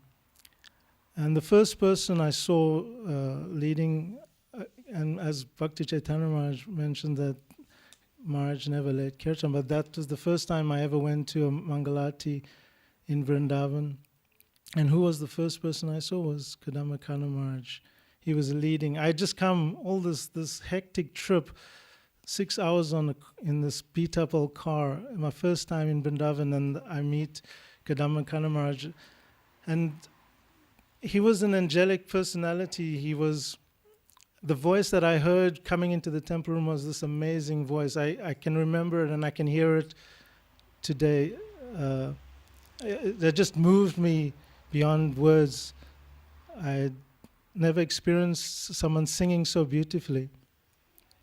And that was my first experience of Kadamba Kanana Maharaj in Vrindavan in the early 90s. Yeah. So the next time I met Maharaj was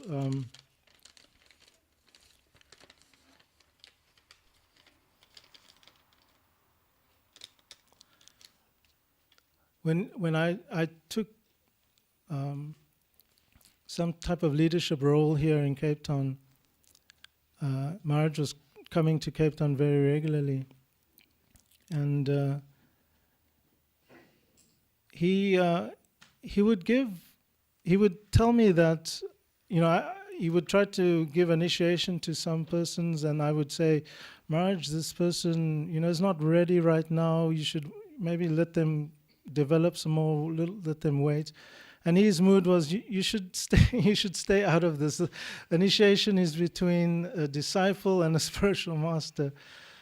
So from those days, I remember trying to keep out of his way, not interfere. Even devotees that in my opinion, weren't exactly the most stalwart or qualified to take initiation. He, by his mercy, he had this big heart that he felt that any devotee was qualified to take Harinam initiation. And he would give initiation to devotees with such open love and affection.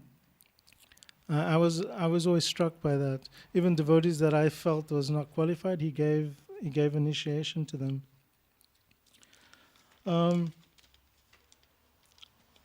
During that time, because I was a leader here, he gave me a lot of personal association.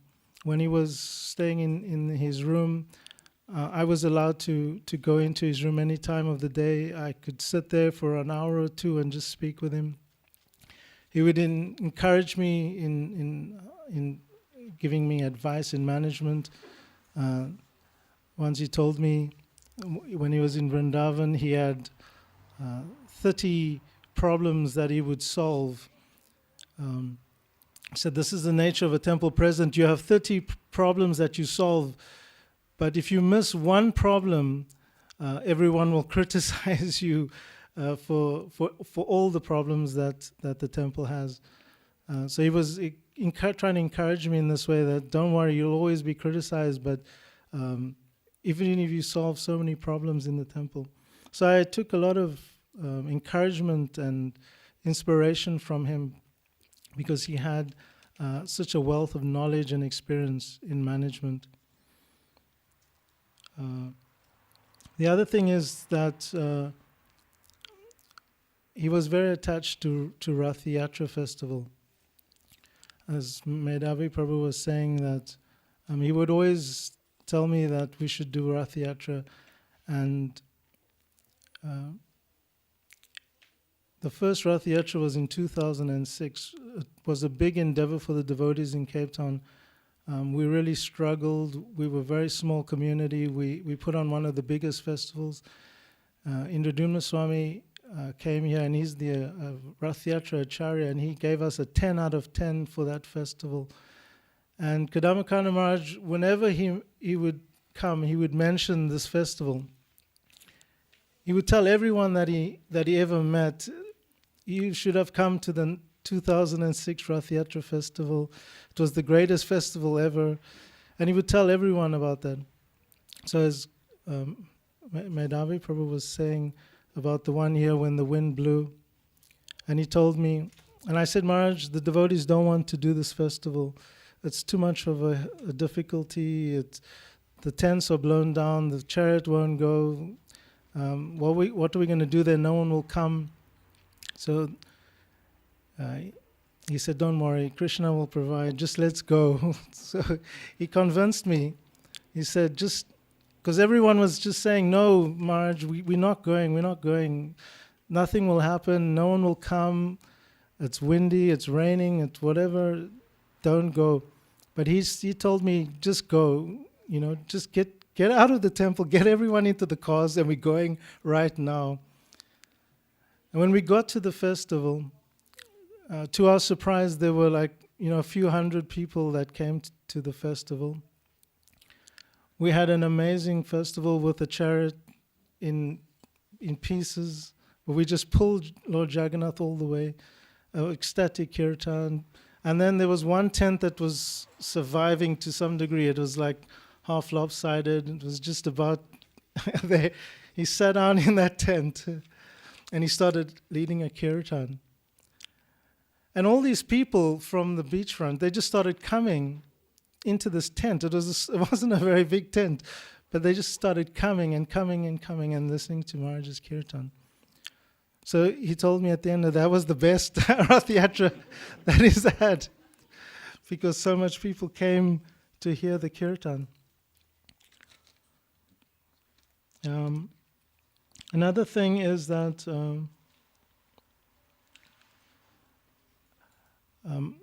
Kadamba Maharaj is not a sentimental type of devotee. He's not like a hugging type of devotee, or like my Guru Maharaj, Bhakti Churu Swami Maharaj, was known to hug people and hug devotees, and he was very affectionate to devotees. Kadamba Maharaj was never like that. But somehow or other, I was always the recipient of the mercy. When he would see me, he would give me a big hug. And no devotees had ever done that to me.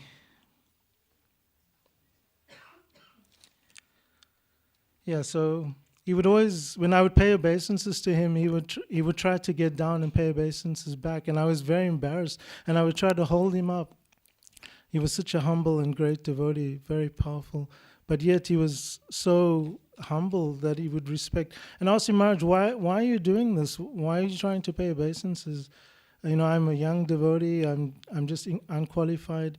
He said, because you're the temple president. They respected the position of a temple president.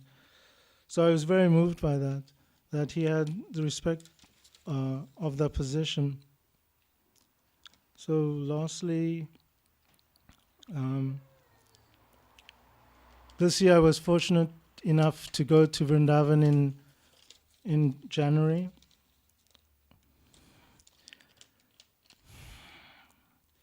And I met Maharaj there. I was trying to get an interview with him, but I wasn't able to. The servants just messed up the schedule.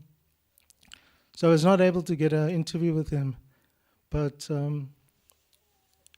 I was going to Mangalati every morning. And one Mangalati, generally we do the arti to Srila Prabhupada before. In Vrindavan they have a Gurvastikam prayers in the Samadhi, and then you go to the Mangalati after, so you go to Prabhupada first. Generally I hang around to be with Prabhupada in his Samadhi for some time, and then I come later for Mangalati. But this day I decided, I don't know what made me go. I went earlier, the Gurvastikam prayers was still going on, and I went to the temple room and I stood in front of, I thought I'll get a good position in front of Krishna Balaram, because Vrindavan's so packed in the mornings. You never get a good position, so I stood right in front. And then as I was waiting for the Mangalatis to start, I couldn't believe who walked in the doors. Kadamba Maharaj, he just walked in. This was in January 16th or 7th or 15th, around that time. So not very long ago. He had never come for Mangalati in the last few months that he had been there. This was the first time. None of his disciples even knew that he had come for Mangalati. No one knew that he was there, and he just came. So all the devotees went to talk to him, and I thought, I'll never get a chance to talk to him. But just suddenly everyone just moved apart, and he was there alone, standing.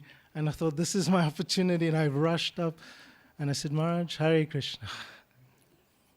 And what he did was amazing. He touched my face, he rubbed my face, and he stroked my head. And he said, we had some good times together in Cape Town.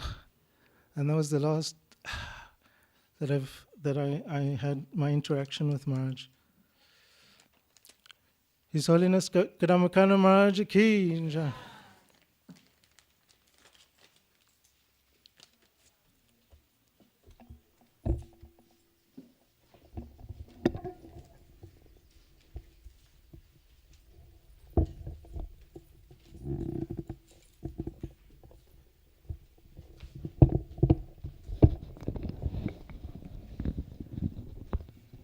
Om Jnana Timinandasya Jnananjana Shalakaya Chakshuranmanitam Jaina Tasmai Shri Gurave Namaha.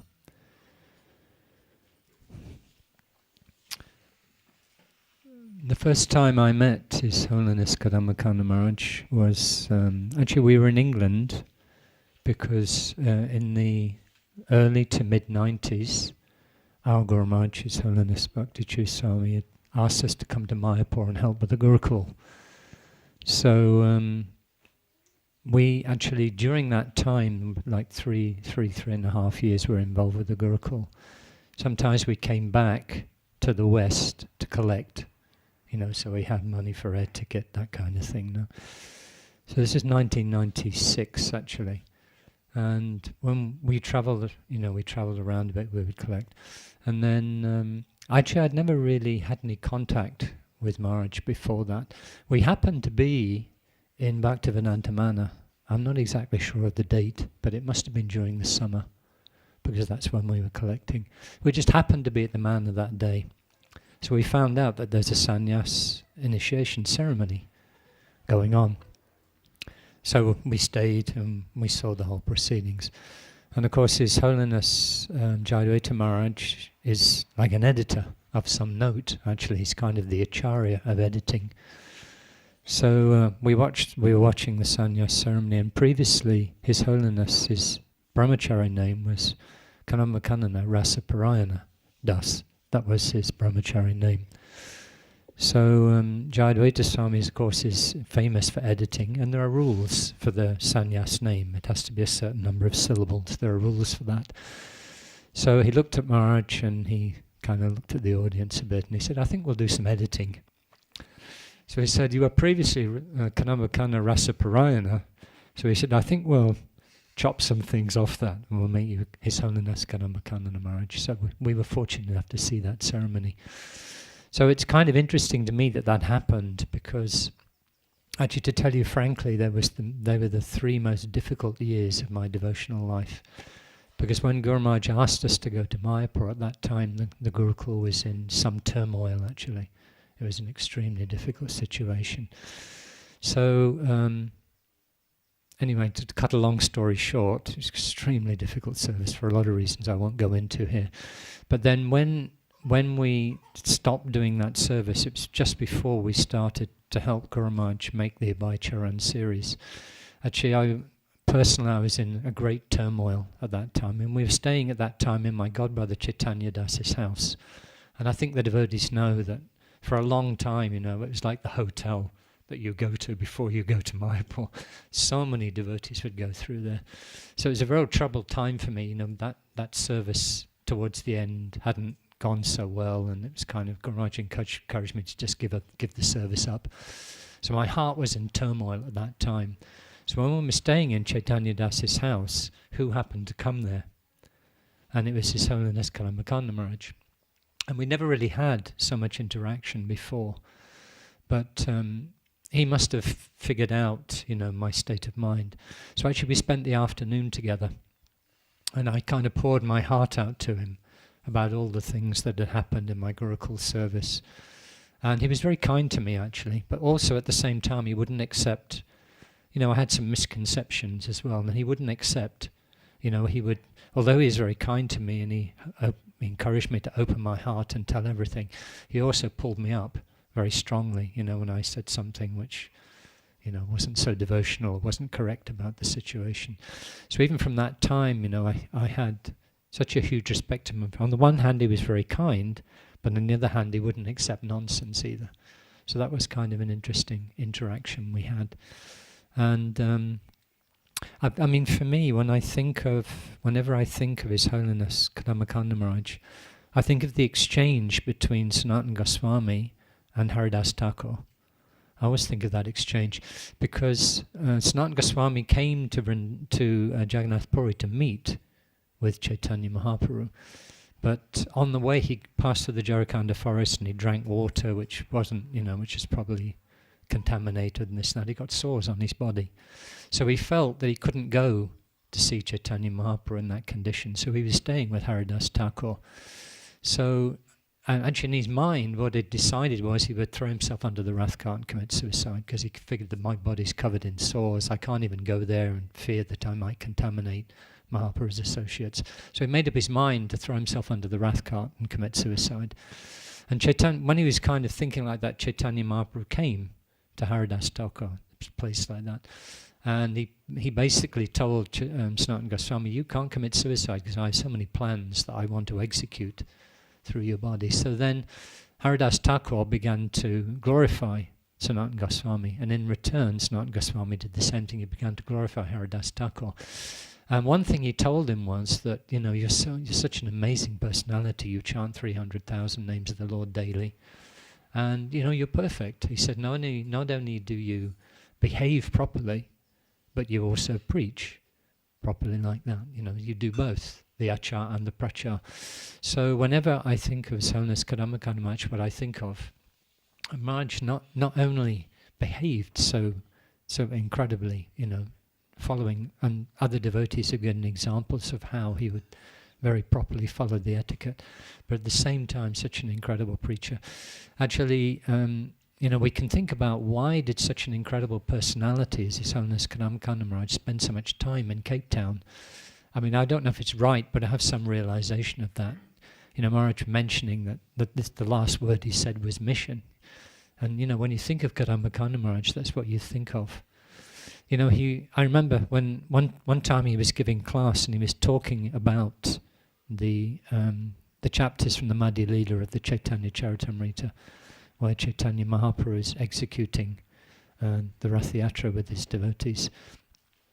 And, he would just so vividly tell the stories, and so I digress a little bit. So why is it that such an incredible personality could have gone anywhere and done anything and been, the devotees would practically worship the ground he walks on wherever he goes?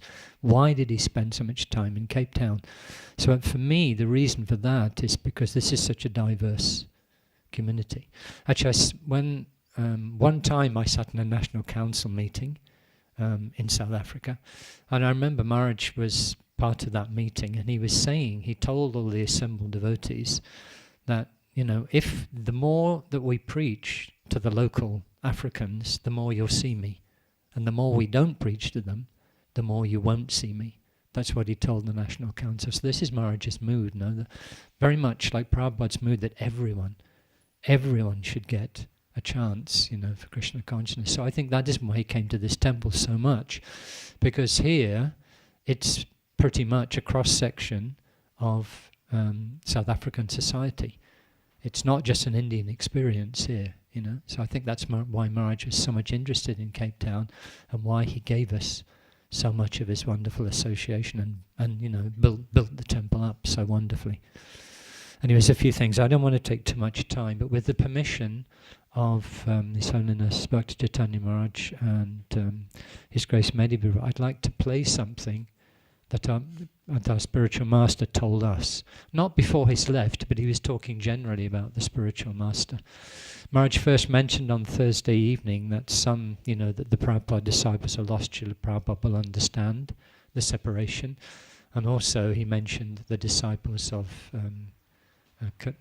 Swami will also understand the separation because they've been through it. So I want to play something which Maharaj said is 8 minutes long. Is it all right if I do that?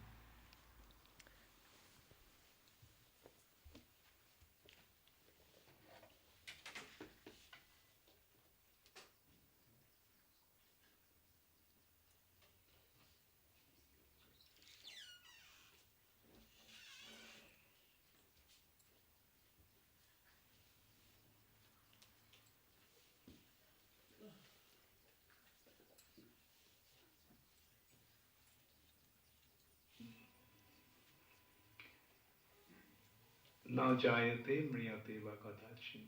That is the understanding we have. Spirit souls don't take birth, nor does it ever die. The only thing is that most of us do not know that, but a Vaishnava knows. Therefore, a Vaishnava never dies. As Bhaktivinoda Thakur wrote about Haridas Thakur, he reasons ill who says that Vaishnavas die, when thou art still living in your words. Vaishnavas die to live, and living to spread the holy name around the world. That's a Vaishnava. When they are here, they serve Krishna, they promote Krishna consciousness, they distribute the holy name all over the world. And when they apparently die, that is when they leave their body, they go to the spiritual world to live there eternally. That is a Vaishnava, the pure devotee of the Lord. And so in a day like this is what we actually have to remember. We have to realize a spiritual master is present to the disciples in two ways. through Vopu, through the physical form, and through Bani, through his instructions.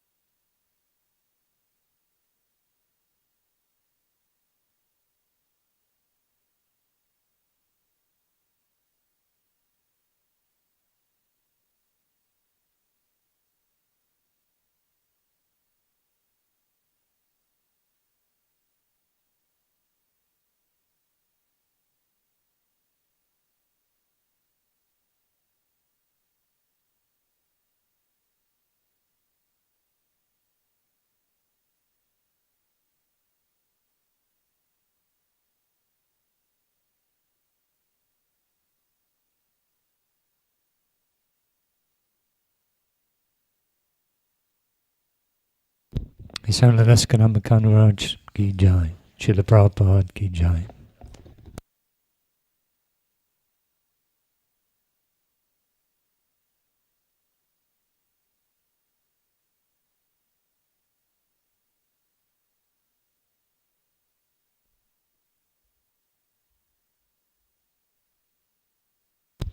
Haribol.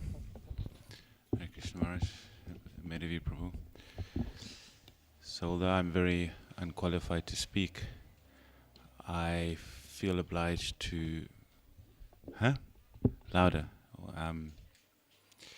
So although I feel very unqualified to speak, anything here, I feel obliged to share some memories,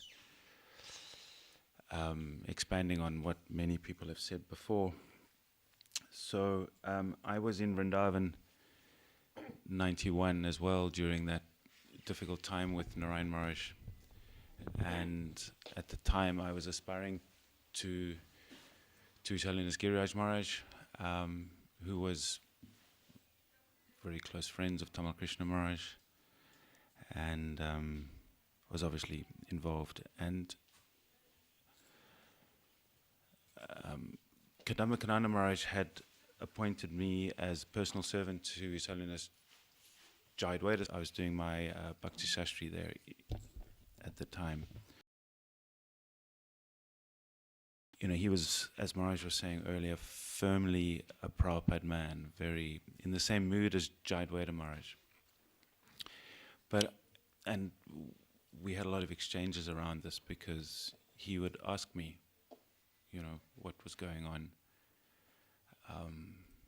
And never at one point did he discourage me in my faith in Giriraj Maharaj. He managed to expertly weave that fine line between standing up for Prabhupada and ISKCON while protecting my very young and immature devotional creeper.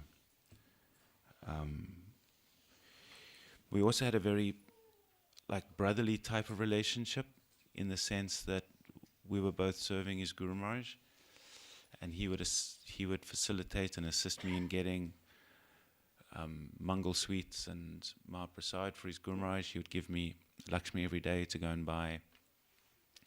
The pawpaws that his Guru Maharaj, I would have to cut up literally a mound of pawpaw. I mean, I'm not joking, it would be like this. That's all that Jayadvaita Maharaj would eat for his breakfast.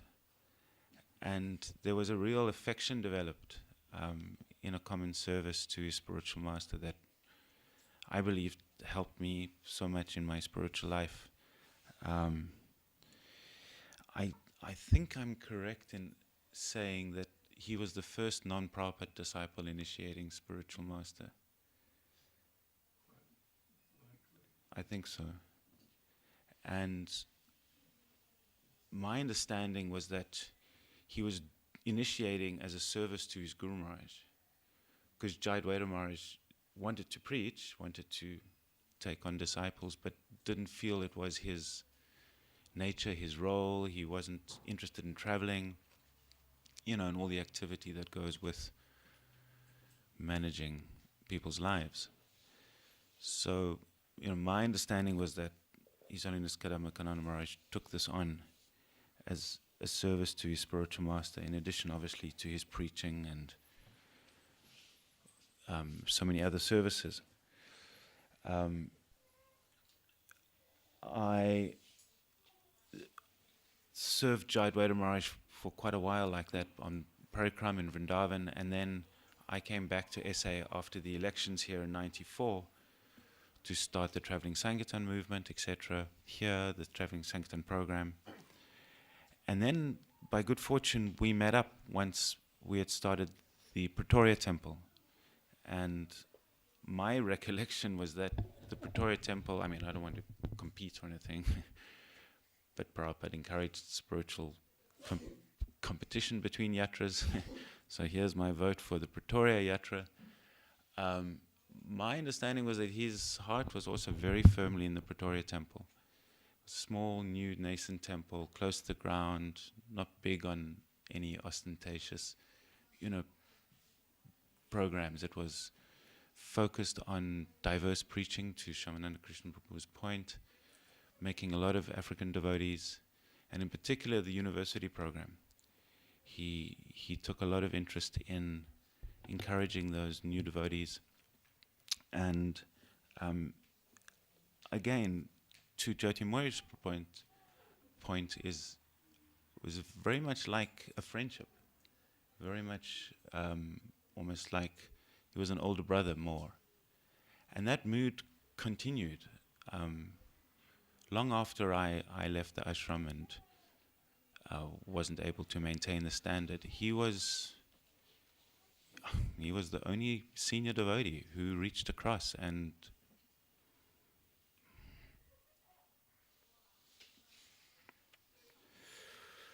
made me feel like I still mattered. And so appropriate that we're playing Bhakti Churmaras also in that incredible mood of humble friendship, making you feel like despite all your faults, you're still worth something. And then lastly, I just want to celebrate how he departed. I was there when Mother Hacha Vigraha left, also cancer, refusing to take any medication. And, for me, this is a hugely powerful statement to keep the consciousness clear in these very testing times. And so for all these qualities, I'm just very grateful that I've spent some time with him and got to know him. Hare Krishna.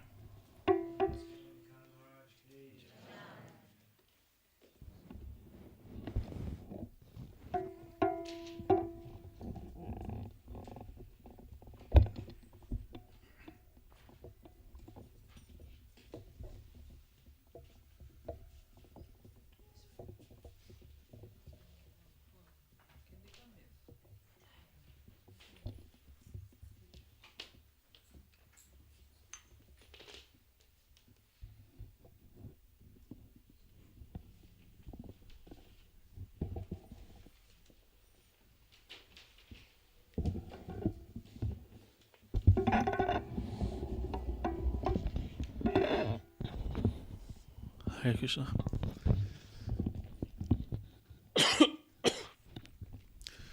So I'd like to try and say something just to appreciate Maharaj, because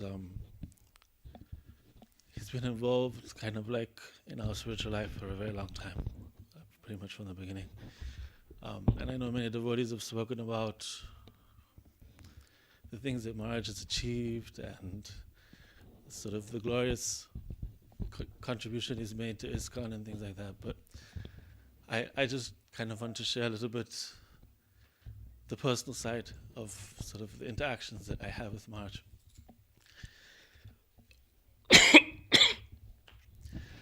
So I'm sure all of you know that my wife Tamalini is a disciple of Kadamba Maharaj.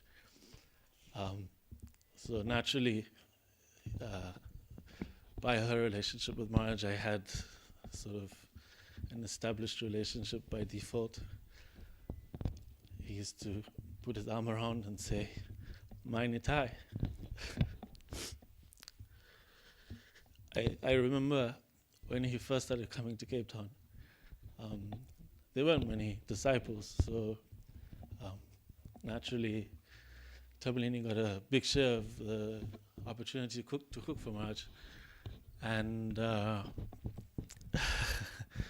he used to have a diet of khichdi. I mean, after the whole incident with the shooting and all that, he had like a very sort of easy digesting diet. And she used to make this khichdi for him. And it was one of the first times.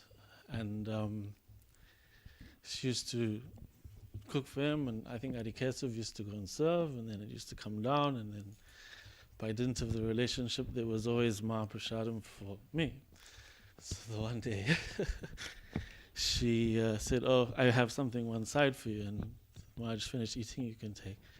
And I was like, oh yeah, I'm hungry, thank you.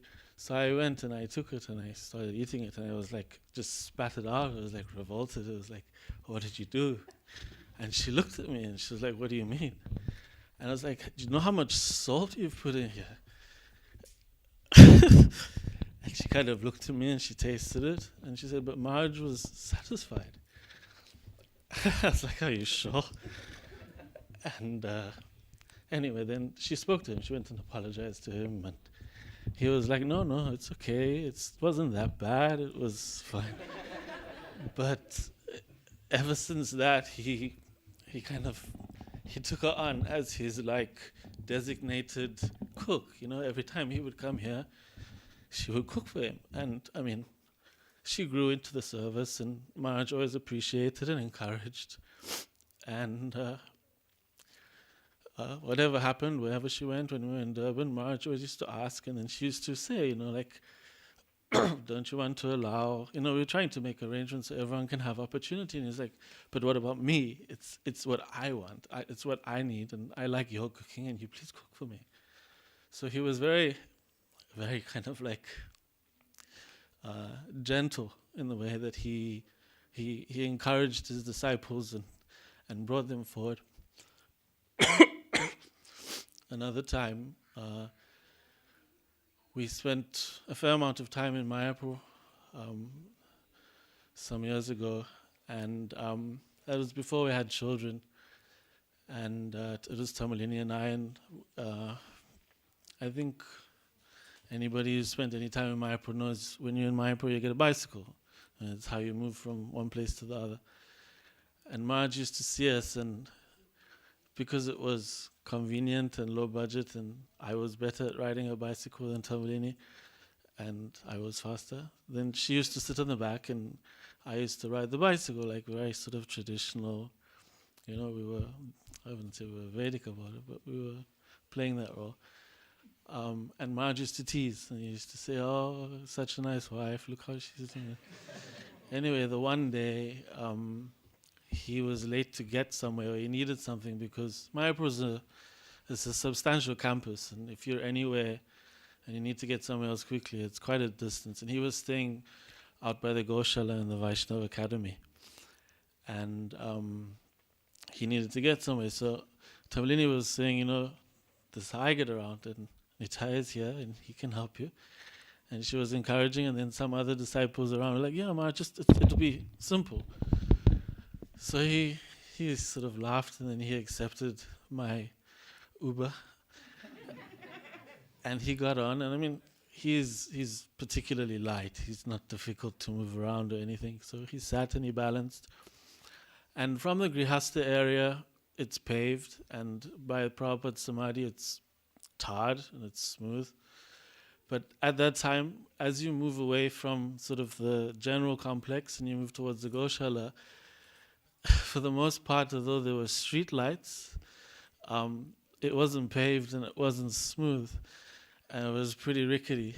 And he didn't stop complaining about it from the moment we got onto the gravel road to the time we got back to the Vaishnava Academy. And I think I was supposed to take him back, and he didn't really want the ride back, so he insisted on walking. But for, I don't know, even sort of in the time that we spent here, he would still remind Tamalini about that horrible, horrible ride he had to take on the back of my bike. And then, so Tamalini and I were initiated around the same time. She was initiated by Kadamba Maharaj. I was initiated by Srila Bhakti Swami, and then I think we took second initiation together in Mayapur.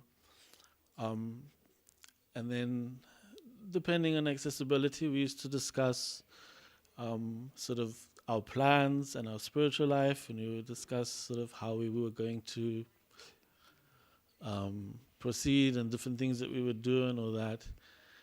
And Maharaj is always very encouraging, and he always had certain ideas and all that, but half joking, half serious, he would always turn and say, I am the guru of the wife, and I will always accept the instruction of Srila Bhakti Swami.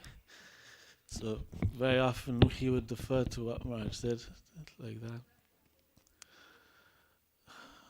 the one other story, I know it's getting late, but the one other thing that I've been thinking about a lot, Tamlini and I got married in Mayapur, and Maharaj was there, and he called us up to his room, and he gave instruction, he gave some gift, and then we had the marriage ceremony downstairs, and then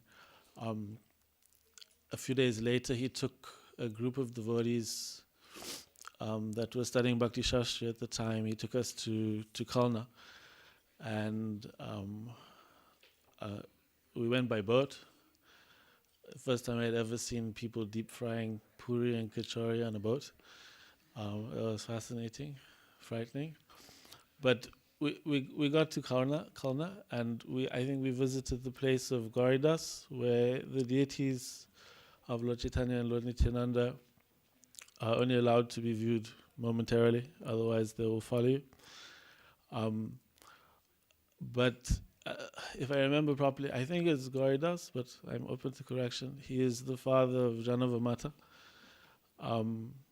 And it's at the same temple, there's a sort of like a shrine of sort that commemorates the marriage of Lord Nityananda with Janava Mataji. And Maharaj had spoken about it, and we were doing sort of parikrama around the area, and then there was one brahmachari who was kind of investigating. I don't know what he was doing, but he was paying obeisances basically. And Maharaj came and he pulled him out, and he was like, no, he says, these two just got married, go and take blessings. And he sort of pushed us into the thing, and it was like that. And he was always very encouraging. And, yeah, I just wanted to share some. I mean, there are many stories and there are many things to remember about Maharaj. And I mean, many devotees have spoken about the achievements and the contributions that he's made, but he was always very personal and always very sort of accessible. Last. The one time I was in Vrindavan, Tamlini and I were in Vrindavan, and we met him in the temple, and he had this sort of way of dancing and talking and joking around, and he was doing something other than we met him in the courtyard of the temple room, and he was, oh, Nithai Parakamala Swami, that sounds nice. And he looked at somebody, and he got this dirty look from her, and he was like, okay, I'm only joking. Srila Kadamba Maharaj ki.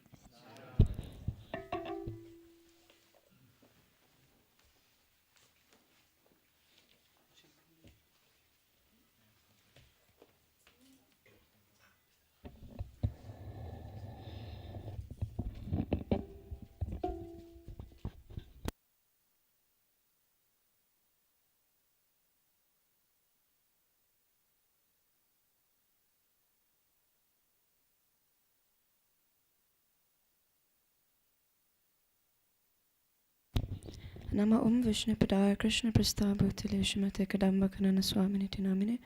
Nama Vishnu Padaya Krishna Prastha Bhutile Gurudas Chadvaite Namine. Nama Vishnu Padaya Krishna Prastha Bhutile Shrimate Bhaktivedanta Swami Niti Namine. Jai Shri Krishna Chaitanya Prabhu Nityananda Shri Advaita Kadada Shiva Sari Gaur Bhaktivinoda Ananta Koti Vaishnava Vrinda Ki Jai. Hare Krishna, everybody. I don't want to start with how I met Maharaj. I want to start with gratitude. And okay, maybe I'll start with that. So, in my youth, my parents were. My father brought the Bhagavad Gita home in Johannesburg in the early 90s. I'm not sure the year. By the grace of Mahaprabhu in Soweto. I mean, not in Soweto, the current temple president of Soweto. They had some exchange, and my father brought the Bhagavad Gita home. And somehow they met Srila Bhakti Chaitanya Maharaj. And Bhakti Chaitanya Maharaj would come and give a lot of mercy in our home. I don't remember the darshan in my mind's eye, but I know, Maharaj, that you would link up the old dial-up kind of internet at our house, and then you would do maybe also, I don't know what was going on, but I know you showed me darshan of something on the laptop of the Lord.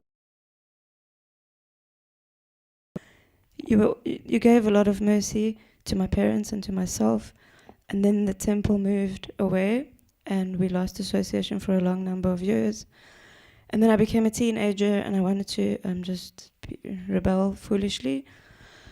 And in my early 20s, I became very dissatisfied with life, and I was just in a very entangled situation, just to put it mildly. And I was crying one day at home, and I was just crying, and I was crying to Krishna, because I remembered Krishna in that moment, and I was crying, and I just said, something's definitely wrong here. Something's not quite, I'm not happy, and I was really crying. And then, I don't know when that was, and I don't know when the next part of the story happens, but basically one day, I was working 12 or 14 hours a day, like 2 different jobs. One in the day at a bakery, and one at night doing transcription for lawyers in London who needed like 24-hour admin support. So we were like outsourced legal secretaries. And then I was exhausted. I was really, really tired from doing so much work. And then I went to my mom's house after work. She lived around the corner from the bakery.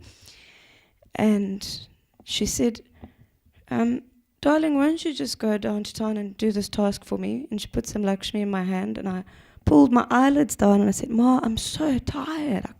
I can't. And then she pretended like she didn't hear. She said, thank you so much. See you tomorrow. Love you lots. Bye.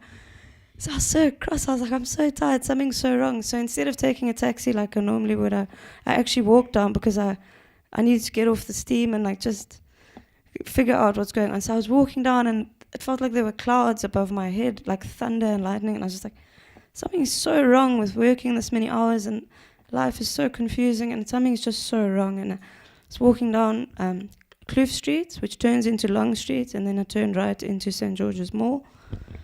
And then as I got to St. George's Mall, this saffron figure was standing there, and the clouds just went poof, and it was clear.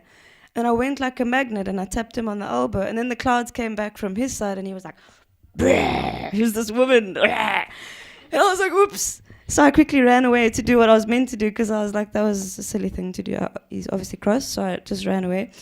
And then I did the admin task, and I was looking outside the window to see if he was there or not, because I was in 2 minds about getting preached to at that moment, because I knew I thought he was a brahmachari, or just said like. So I went out, and then I saw he wasn't there, so I felt relieved, and then I carried on walking, and then I heard from behind, Hare Krishna, Hare Krishna, and I turned around, and he was wearing a blue cap, and he had a book bag on, and he handed me a chant and be happy immediately. And then my mother's mercy, the change from the admin task I was doing for her, I gave the donation. So, and then he said, he's visiting in the temple in Rondebosch, and I said, how does it to live there? Because I thought he was a brahmachari, like a fool. And he said, I travel around sometimes. And I said, like a guru? And he goes, he was very humble, and no sign of anything going on, anything suspicious about who he really was. And he wrote something, and I never have a pen at the right moment, that's just something. But he said, do you have anything to write? And I had this pencil that I just put in my bag that day. And he wrote his email address or some web address or something. And then the story just carries on, where eventually then I came to the temple, and I came for a lecture here at the Bhagavatam class. And then I was still silly, so my skirt was a little showing some legs, and then the whole class was about this, how it's unacceptable, but like in a joking way, as you know, Maharaj. So the next day was 30-degree weather, but I came back for class with a polo neck on, and a long Punjabi I could find, and it was a red polo, a hot polo neck in like 30-degree weather. I didn't care. I was like, no. So I came, and then when he looked, he just smiled, and then everything unfolded from that point. And then I was struggling a lot still to figure things out and really commit to getting back to the principles and things. So the one time when I was really struggling, Kadamba Maharaj came into my dreams, and he was trying to sort me out. And then the next time I was struggling, Srila Bhakti Chaitanya Maharaj came into my dreams and really heavily chastised me.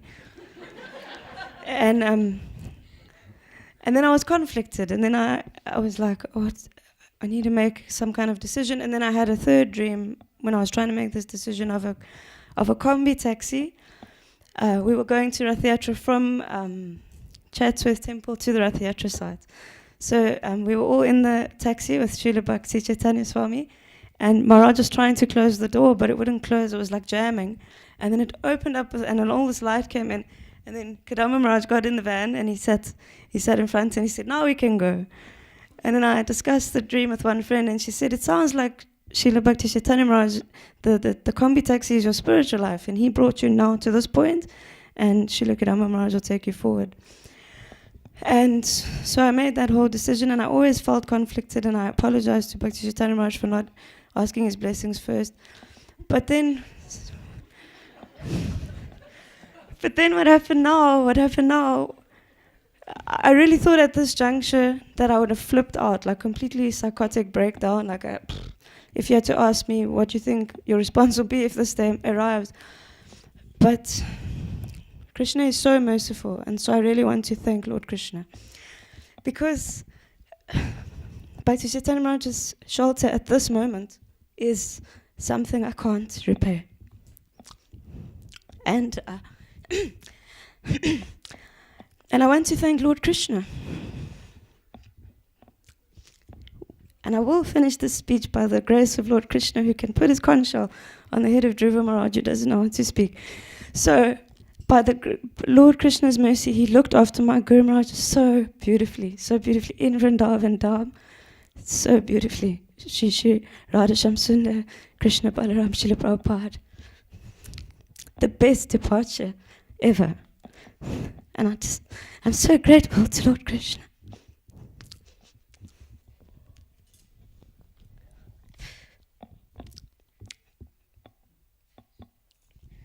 And I'm so grateful to every single devotee that's been coming to the temple and sharing these stories of Guru Maharaj. And I'm so grateful to Bhakti Chaitanya Swami for being here at this time. So thank you very much for being here for all of us. And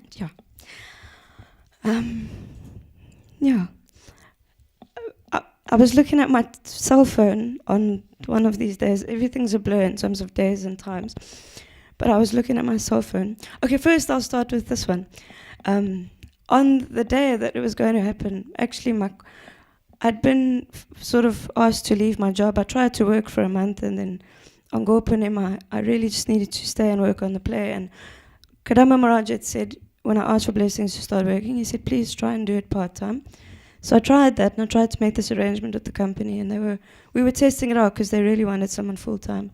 And then on Gopanim, when I said, I really got to do this, and they said, no, we need someone full-time. And I said, okay. But I woke up this day when things were going to happen, the terrible news, and I just thought, I've never given them anything. I want to go and give them signs of self-realization and garlands, and I must go and that is my Guru Maharaj's mercy, because I have so much debt because of for book distribution. And His Grace Jyotirmoy Prabhu, when I first started coming to the temple, I can't remember why, but you asked to meet me. I can't remember. You said, come here, we have to have a discussion about service or something. And then you just said, you must do book distribution. So I wish Guru Maharaj that I will do book distribution and please you and preach. And I can't describe the gratitude that I have for all the devotees. It's not possible. So I was looking at my cell phone, trying to go through my old text messages with Guru Maharaj. And so I was looking at our chat and feeling all these blue ticks that would always cause my heart such heaviness. Blue tick means no reply. No reply. That's what a blue tick means. And then this morning I was thinking, what can I say about the blue ticks? Because Vasanti, you shouldn't be looking for blue ticks. You should be looking for the blue lotus feet of Lord Shri Krishna. And Guru Maharaj always speaks about the concept of Shreyas and Prayas. I'm not sure which one is which, but one is short term and one is long term. Shreyas is long term. And so that's becoming the prominent meditation now, that Shreyas is the goal and not the blue ticks on the cell phone. It's not really the thing. And yeah, Guru Maharaj had so much sense of humor, so much personalism, so much kindness, so much sacrifice. And there's so much debt to be repaired that really hoping to do. And Srila Kadamba Kanana Maharaj Ki Jai.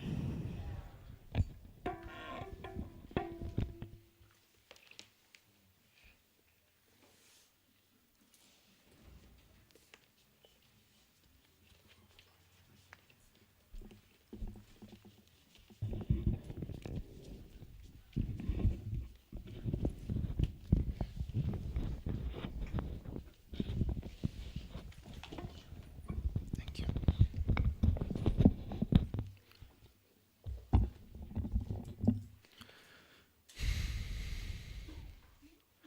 Namo Om Vishnu Padaya Krishna Prishtaya Bhutale Srimate Kadamba Kanana Swami Tinamne Gora Kripam Ritam Prapto Vraje Maya Pure Priya Prabhupada Piya Lokam Payayatani Varitam. Hare Krishna. I want to thank everyone who spoke before. Sorry I didn't hear everyone's offerings. But Vasanti and hearing from Nitai Pada Kamala gave me a bit of inspiration to speak and reflect on His Holiness Kadamba Kanana Swami's role and influence in my life. And I think His Grace Jivananda Prabhu also brought out something I'd just like to also reflect on. So my coming to Krishna consciousness was in a time also quite rough in my life. I had just been arrested for one or other things, and I had received this book through the BCAIS program being run out of Pretoria with Manasi Ganga Devidasi. And so she would always encourage me, come to the temple. And this one time she said, we're having this big festival. This Swami is coming. I didn't know what a Swami was. She said, the Swami is coming, and he's probably going to tell us, like the secrets of life. She really sold me on the Swami is coming and he's going to give you what you need. So I said, okay, I'll come. Somehow or other that day, I got caught up with life and the rest of it, and the time was coming. I think this festival started at 6 o'clock. It was, the time was coming, and around 6 o'clock, I got caught up, and I remember this thing is happening at the temple today. I had never been to the temple, and I was just going on the instructions that Manasi had given me to find the way. And I was with a friend at the time, and I said, let's go. There'll be free food. I go, okay, cool, let's go. As a student, free food is usually a good motivation. So we spent about 20-30 minutes looking for the temple, and we just could not find it. And something in my head just said, no, there's one more road ahead. I don't know if you've ever been, if you're driving up, forget the road, but the Pretoria temple is right at the top of that road. When you're carrying on, you just feel like you're passing all these streets, and it's right at the last road. I said, no, just one more road. If it's not on that road, we're going to go back home and carry on with whatever we were doing. And we got there, and I could hear the symbolic sounds of the drums, the kirtan going, the cartels from the corner. There's like a car dealership on the corner. I could just hear, this is the place, this is the one. We got there, the kirtan had just ended, and Maharaj had just begun his lecture. And upon arriving, Manasi Ganga called us in, and she made us sit, because there was no space. If you've ever been to Pretoria Temple, it's quite small like this as well. And there was no space, and she brought us in, it was two of us, and she made us sit right in front of the Vyasa Sangha, because that was the only space there was left. So she corralled us in, and we were right in front of Maharaj, and here we are, quite intoxicated, I must admit,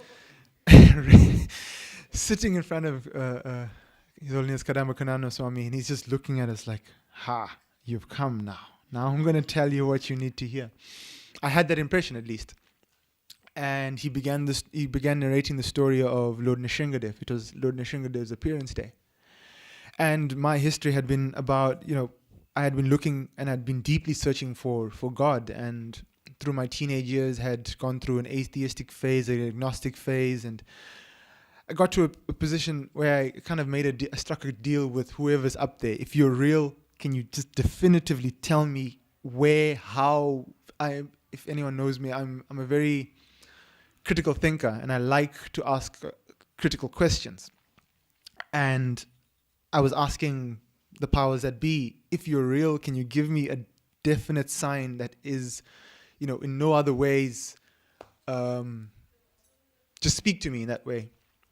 And Maharaj just began the story of Lord Nishingadev, narrating the story of how Lord Nishingadev, Hiranyakashipu asked for all these boons, but no one else knew about these boons, just him and Brahma. And somehow or other, when Lord Nishingadev appeared, he appeared in exactly the form that did not fit his description. In my mind, I thought that is the most brilliant thing. And if anyone is going to be God, it has to be Lord Nishingadev, because no one else was there to hear that.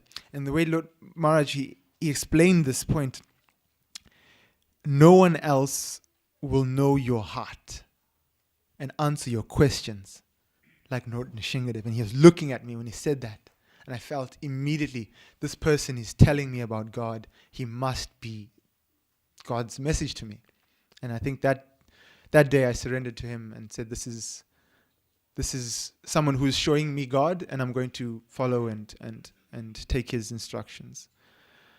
And of course, we can speak for decades about other relationships, but I just wanted to relay that point that for me, His Holiness Kadamba Kanana Swami has been that messenger of God, and he's directly and still is directly answering those questions in my heart. Sometimes we can't always verbalize our questions that are inside, and on many occasions, Maharaj has spoken through, or rather answered questions that were not able to be vocalized. You're sitting with a question in your heart, and 2-3 weeks later, he's on a Zoom call, he's answering those same questions that were sitting in my heart. And it's a reminder that this is someone who's in touch with God, who is in touch with some higher power that is speaking through him. And that for me was just a constant reminder of what it means to be a servant of God, what it means to be connected to the Guru Parampara, connected to that purity, that force. And so I just wanted to thank him for that, and will always be grateful for him in my life. Thank you everyone for listening. Hare Krishna.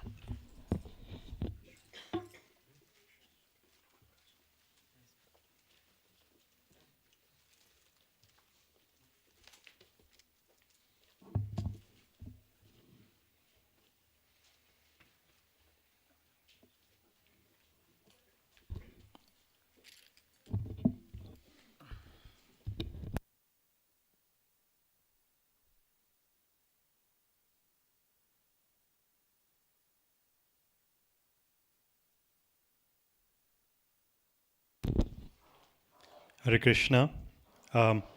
This is an offering from Jagai Madai Prabhu. Unfortunately, he can't be here. He'd love to be here, but he can't. I think most of us know Jagai Madai Prabhu, and we know his wonderful, sincere mood. So he writes, Dear Maharaj, our most humble obeisances, all glories to Srila Prabhupada, all glories to you and our illustrious parampara. Oh, what a profound and eloquently beautiful life you have shared with us. Every step a dance, every word a song of kirtan. You constantly inspired us, the Finleys, to try something, no matter how small and seemingly insignificant. Your melodious association and numerous talks of utmost devotion kept us trying to sell out to Srila Prabhupada. Thank you, thank you, thank you. We feel your bittersweet separation, yearn for one more minute, one more life-changing second with you. But alas, the foes of the material and spiritual realms keep us separated, for now at least.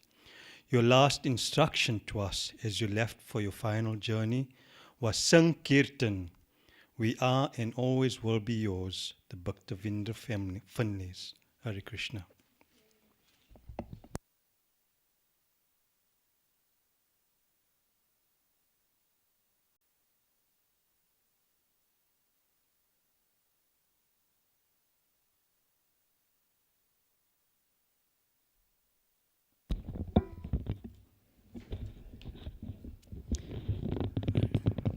Brahmagyanaatimirandasya Gananjana Shalakaya Chakshur Ulmitam Yena Tasmai Shri Guruve Namah. Hare Krishna, everyone.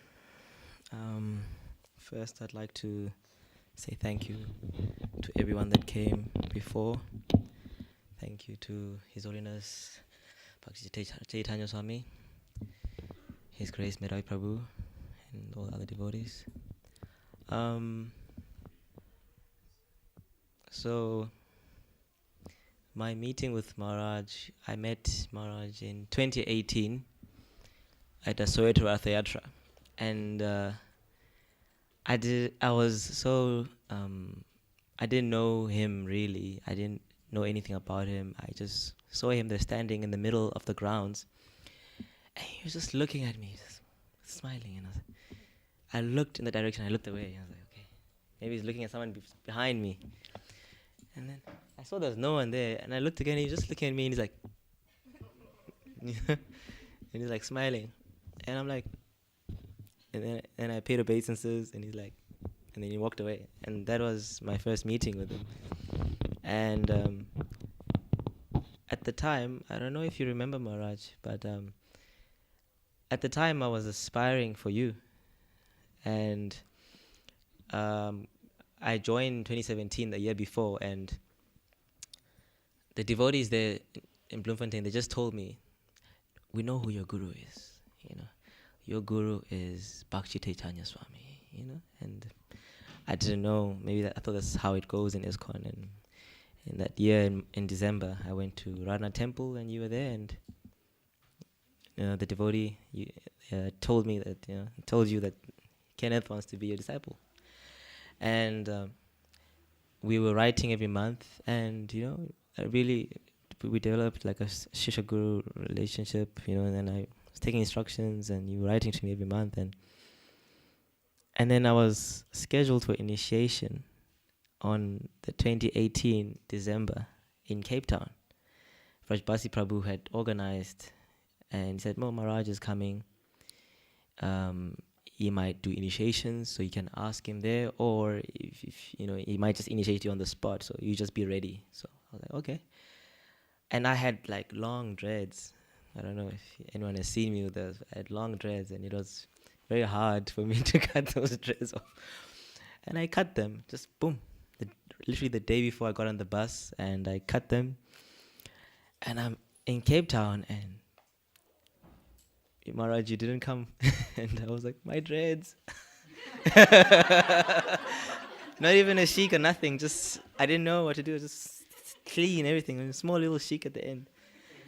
And my dreads were gone. And and then Rajbasi Prabhu, I told him this, and he's like, oh, Krishna, and and he's like, Krishna works in mysterious ways. And then he's like, all right, no, but at least, His Holiness Kadamba Maharaj will be coming. At least you'll have some kirtan, he'll inspire you, and then you can make a meeting for another day. Okay. And then at first I didn't know his name, so I just agreed because I didn't know who he was talking about. I was like, okay. But then when I saw Kadamba Maharaj come in, I was like, oh, I remember I met him at Soweto Ratha Yatra. We kind of had a nodding conversation, and as the week was progressing, I think my first service here was, I arrived on the day of, the day before Snan Yatra. And my first service was to carry the big table that side in Govinda's to here for the Jagannath deities. And it was, and he gave a talk, gave kirtan, and, the week progressed, and something weird was happening inside, I was like, something about this Kadamba Kanana Swami, and I don't know what it is. And the Ratha Yatra was amazing, and then the day after the Ratha Yatra, it just hit me in class, in the Q&A, that I think this is my guru. I don't know how, something just told me. And, but I was like, I already have a guru, and then I don't know what compelled me, but I just raised my hand in the Q&A, and I didn't ask a question. I just shared my appreciation, and for those who remember, it was kind of, I felt embarrassed afterwards. I was like, oh, but and I just shared my heart, and he also shared his, and he gave me a garland, passed it along. And afterwards, I told him, this is what's happening, and he just said, well, okay, it's a serious, interesting situation you're in. And he said, you come tomorrow in my room, we'll have a talk, have the talk. We spoke, and he said, okay, what do you want to do now? I was like, I don't know. He's like, okay, we can talk to Bhakti Titanya Maharaj. You can write to him. I can also talk to him. And with the help of Shamnanda Krishna Prabhu, he helped me write a letter because I didn't know how to say it. I had just never been in this situation before. And he helped me. I sent a letter to you, and he said, no, it's fine. We can stay in contact, And Maharaj accepted me as his disciple. The first thing he said was like, if you want to be my disciple, 3 things. You have to focus on your health, first and foremost. You have to focus on your sadhana, and then you have to find some service to do for the world. That's your life service. And later I heard the same from Srila Prabhupada, and I was like, okay, this is where it comes from. And then I was fortunate enough to be in the drive to the airport that same trip. And then when he was going, the end of his trip, because he was going to Czech Republic, I think. And every time I spoke with my Gurudev, I became a mouse every time. I never could speak. I'm a loud mouth. Any time of the day, I can speak, I can express myself, but whenever I was around him, I'd always be so, and so it started in that car, and everyone was just talking. It was Goklesh, myself, Seva, and Maharaj, and everyone was talking, and it was, I was like, how are they talking to him so freely? How do they do it? And and also Goklesh also had that same energy as well, so I couldn't speak to him as well. But Seva was like, no, it's fine, talk to him. And I started talking to him, asking about his story, and and then he said, so where are you from? You from Bloemfontein, you said, right? I was like, yeah. It's like, it would be nice to have a Rath Yatra in Bloemfontein, And then he said, you can talk to, do you know Tribhuvannath? Yeah, I can talk to Tribhuvannath, he'll link you with this. And he just gave me a list of people, and he was like, if you do this, you go to the combination. He basically gave me the blueprint, he's like, you do it, And I was like, okay, and I, on the drive back, I was like, okay, I have to plan a Rath Yatra, And I don't know. And then Goklesh saw, I was like, and he's like, what's happening? I'm like, I have to plan a Rath Yatra, for Bloemfontein. And I have to invite this guru, that guru. I thought that's how you make a Rath Yatra. You invite gurus, and then it's kirtan, and then that's it. It's like, no. Just give it some time, think about it. It might not happen this year or this decade, but just be ready. And so still figuring it out. And, that just, in my mind, felt like, he was so kind and so accepting. And that was kind of the theme of my relationship till this day with him.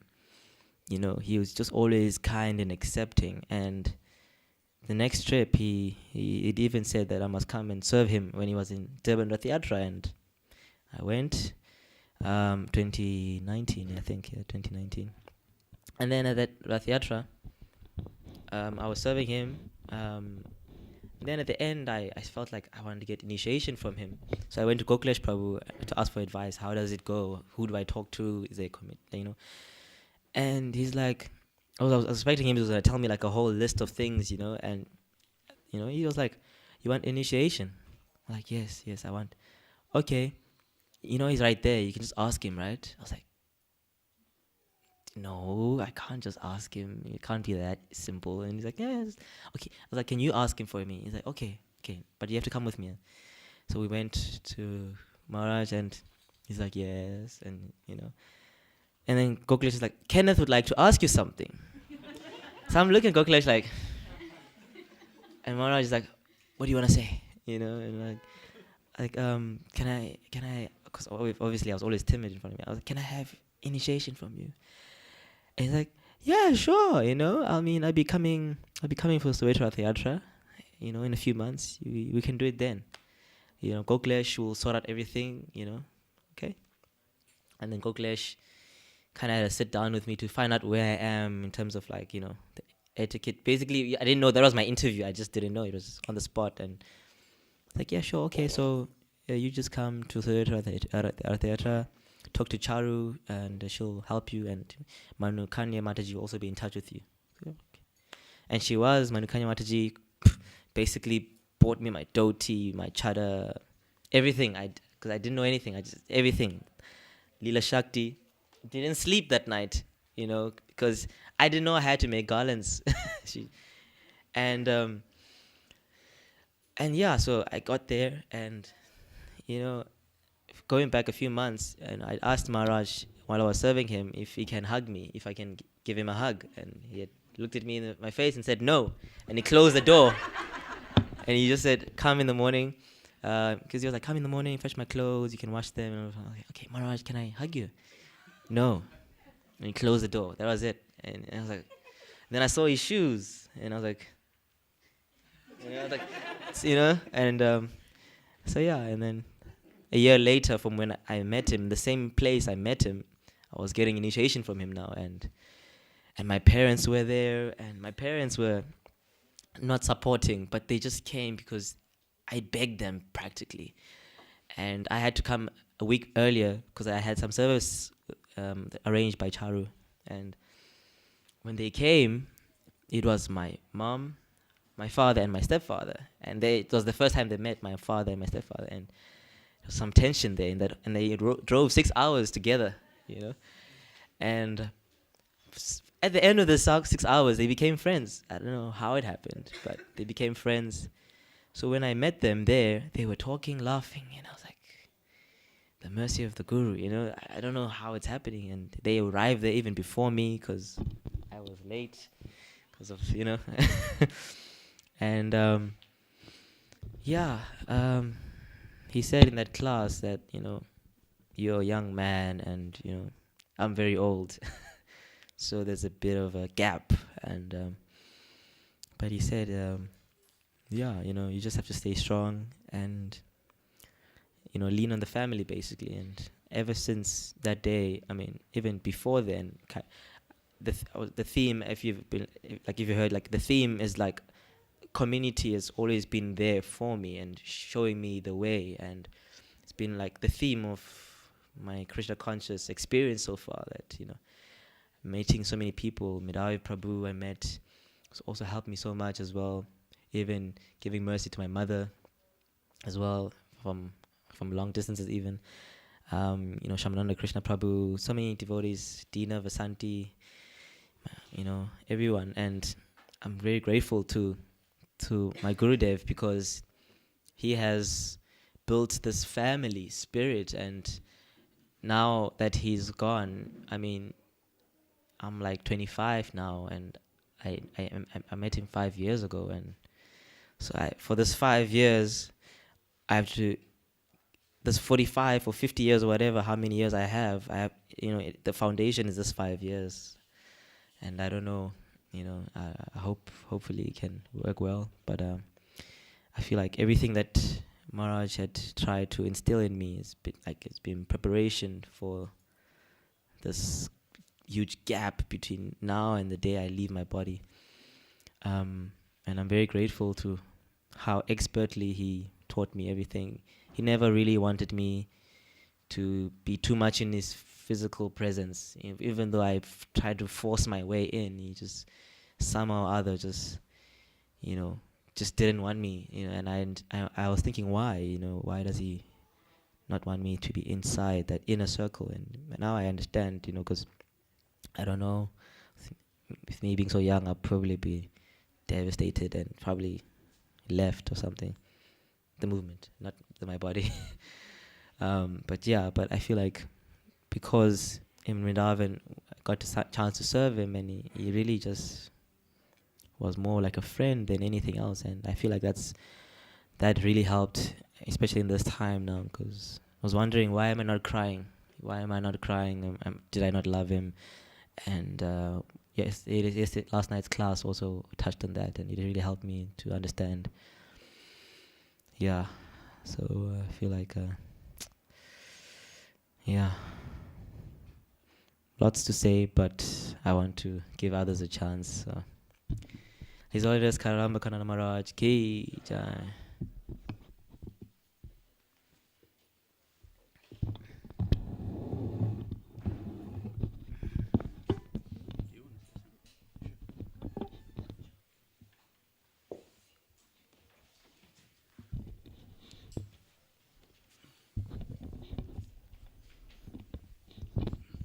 Om Jnanatimirandasya Gnakina Salakaya Chakshur Militamena Tasmai Shri Gurave Namaha.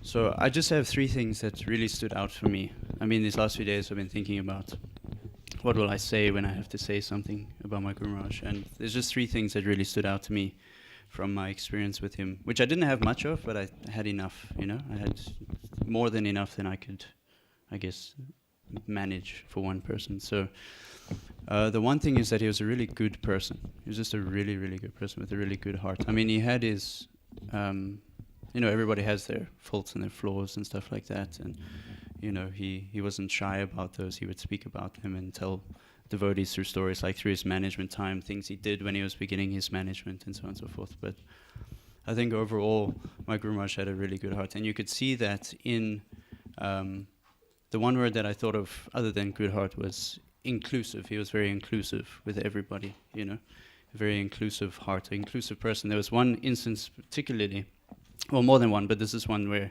I was involved. There was, one of my friends was sitting outside here on the porch, and she was just sitting minding her own business, and he walks past, and he has like a very brief, short conversation with her. Just as he's passing by, he stops, he probably just says hi or whatever. And now we used to cook in the kitchen at the back here, and I came out just for the sake of seeing my Guru Maharaj, and he looks at me and was like, you know what, she can be part of the family, you know? And I felt like that was his whole mood. He didn't, it wasn't just, not just his disciples that were a part of his family, but everybody, you know, he considered everybody a part of the family, you know, under Prabhupada and so on and so forth. And I really got that mood from him, is that he was just very inclusive with everybody. And I think that's why he had such a big impact here in South Africa, in Soweto and stuff like that, because he just sees everybody as a part of the family. You know, it's like, just come, I can see you, come and just join in and have some fun and, you know, be Krishna conscious in that way. And obviously he was also a big rebel, so that's why there's a lot of us that are rebels that are, you know, followed him and were attracted to him. I know I'm a rebel in a lot of ways. And so that's one of the reasons I appreciate him as well. He's got a good heart, but he's also a rebel, which is like great. It's just wonderful. And the other thing was, what was I going to say? It left my mind now. Yeah, I just really appreciate him. I really appreciate. Oh yes, that's what I was going to say. Like, before I was initiated, I had this feeling he was my spiritual master. I saw him at Durban Rath Yatra, and I just looked at him and I just saw him singing and leading one of the harinams for the pulling of the carts. And I just looked at him and I just felt, this is my Guru Maharaj. But I was like doubting it, you know. I was like, no, you know, it's probably just weird, you know, inner talk with myself saying that. And then he gave a class here the one day, and the whole class, I just, before this, I kept thinking, you know, how can he be my spiritual master? What does he know? Who is this person? And stuff like that.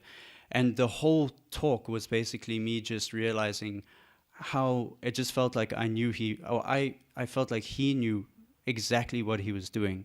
That the whole talk was just, it just came across in the way that this person just knows exactly what they're doing with their lives. And that just attracted me a lot. So if there's anything I could say about my Guru Maharaj, is those three things. Is that he's a really good heart, really good person, very inclusive, and to me, and from what I've seen, it just seemed like he really knew what he was doing with his life. So, yeah. His Holiness Kanana Kanana Ki.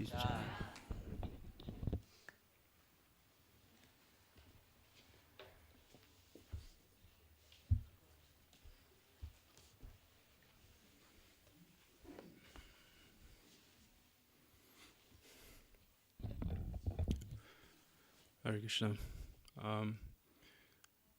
hadn't planned on talking today, but this morning my God family asked me if I was going to say anything.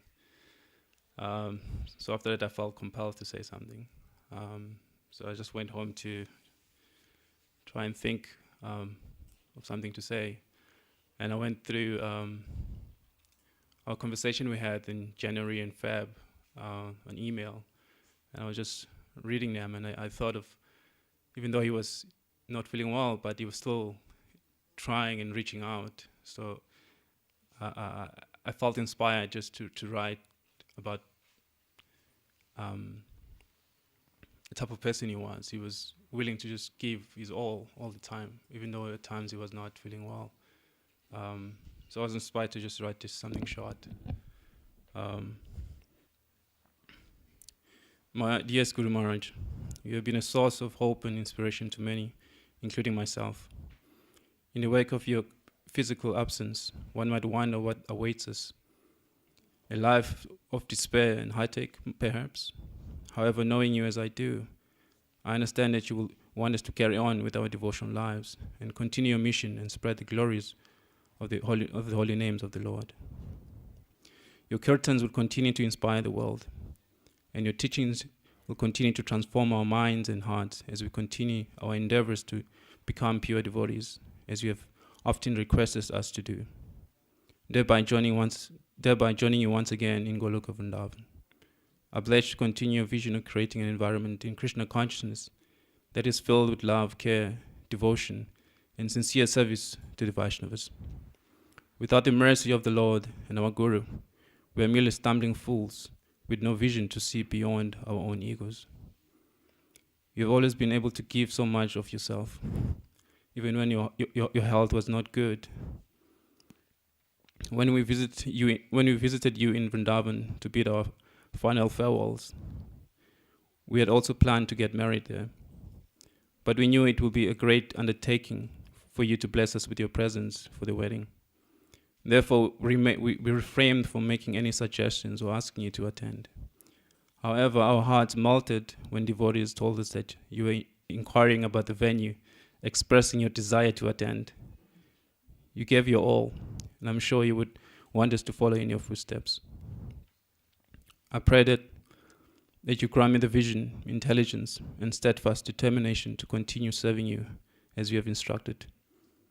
I am confident that you are already playing one of your favorite melodies for Krishna and the residents of Vrindavan, and everyone is once again enthralled by your magical voice.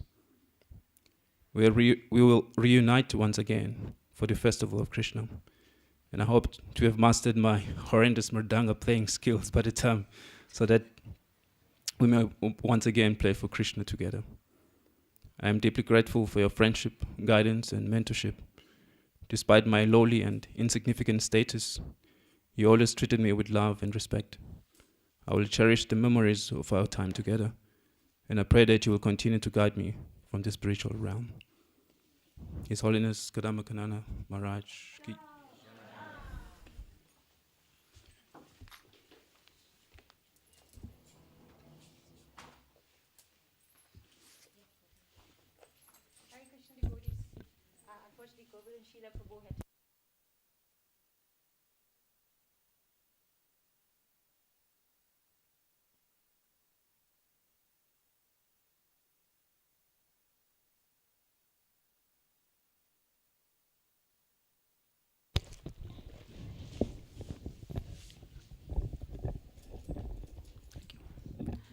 Namo Vishnu Padaya Krishna Sabhati Shrimati Kadamba Kanana Swami Namine Namo Vishnu Padaya Krishna Sabhati Guru Dashtara Swami Namo Vishnu Padaya Krishna Shrimati Bhaktivedanta Swami.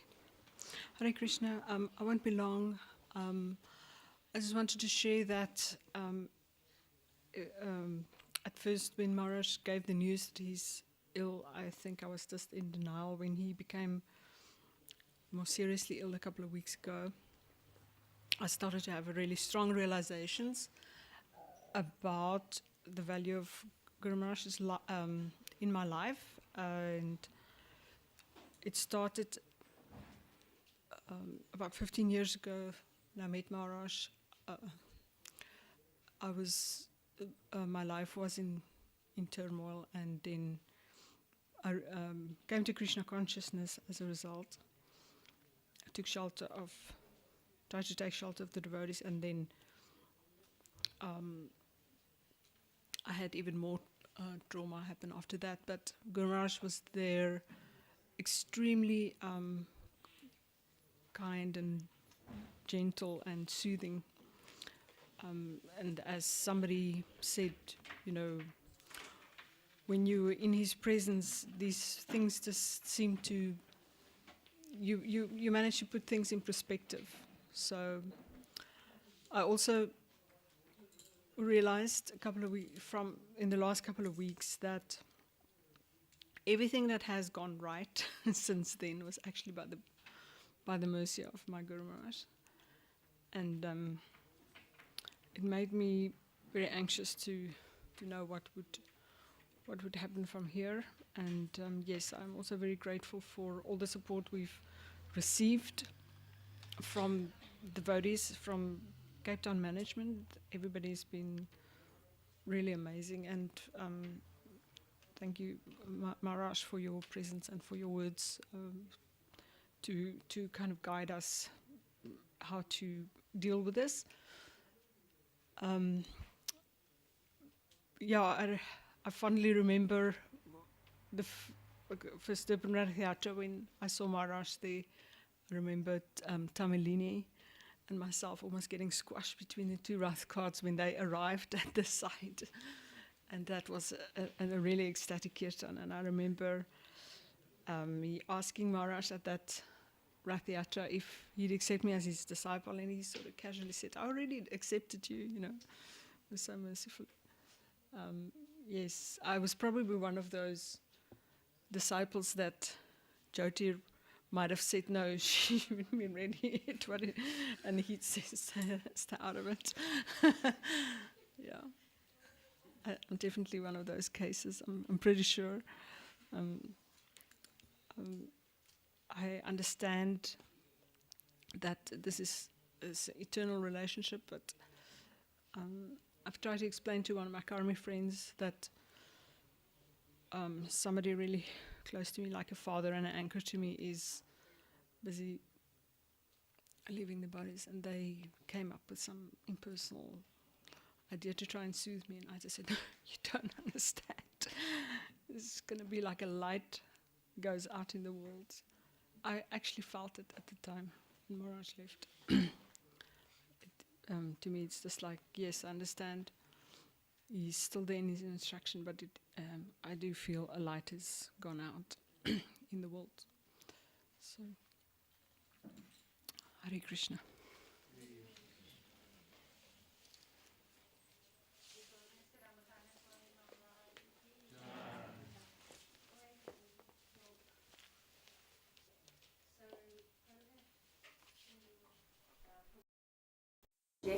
So while the Bhoga offering to Maharaj is going on, Radha Govinda is going to be singing the Guru Vastikam prayers, and that will just be a short offering. And thereafter we'll move into the Pushpanjali and Guru Puja. So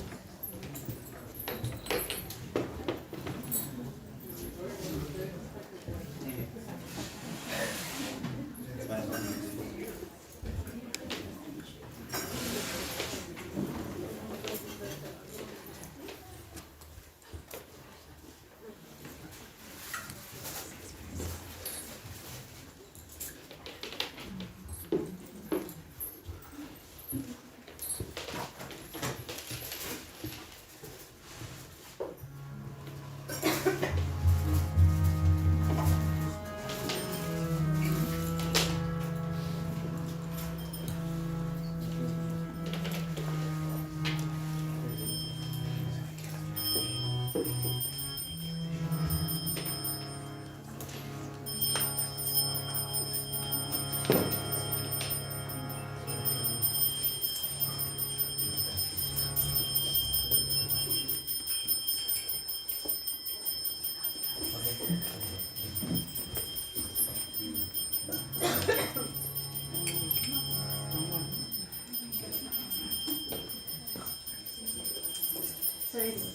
we will play Maharaj's last message after the program.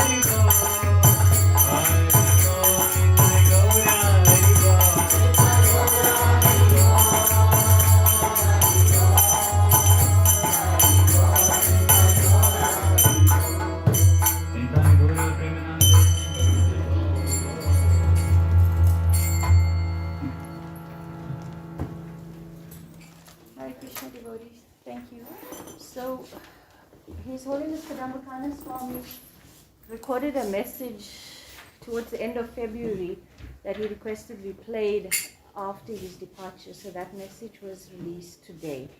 So the devotees will now play that message. It's a 10 or 14-minute clip.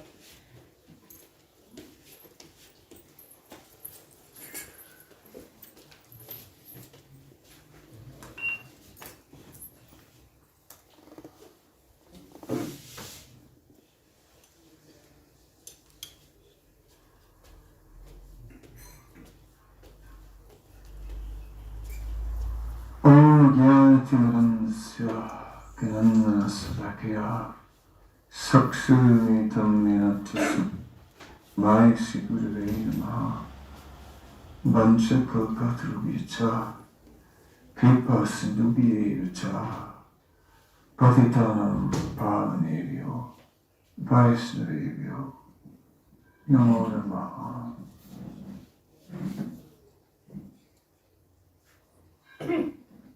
Once Maharaj Pariksit was roaming his kingdom and came across a terrible scene. A scene where a cow had been attacked by some low-class dark man dressed like a king, who had with a stick broken the legs of a bull. Maharaj Pariksit, being a valiant king, immediately took action and was ready to fight that man in the royal dress. None other than Kali personified. Kali, instead of fighting, immediately fell at the feet of the king like a subordinate, ready to fight. Maharaj Pariksit took full action. Said Kali could not stay in the kingdom. Kali said, what will I do? I took shelter, I am Praja, I exist, I've taken birth. I need to exist somewhere. Where can I exist? Maharaj Pariksit said you can stay in 4 places. There where there is gambling, meat eating, illicit sex, and intoxication. There was no such place. Kali couldn't find such a place, so came back and said, where will I stay? Then Maharaj said, okay, you can stay where gold is stored.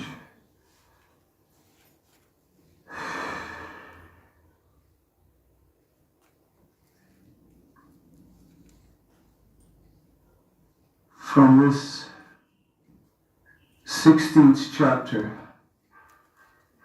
of Srimad Bhagavatam, Srila Prabhupada phrased the 4 regulative principles, which he formally introduced for his followers. As Srila Prabhupada was preaching to the modern world, he spelled it out, what to follow to become free from the influence of the age of Kali. Then Mahaprabhu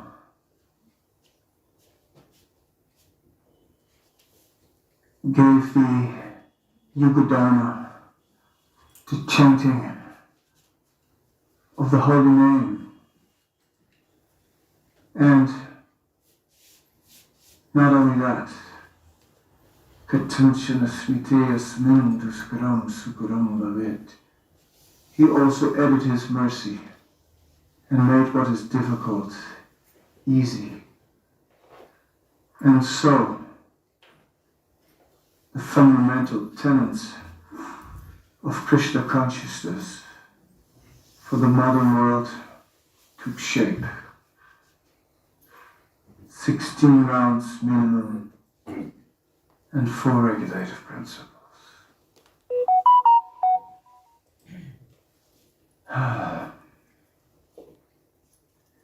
You all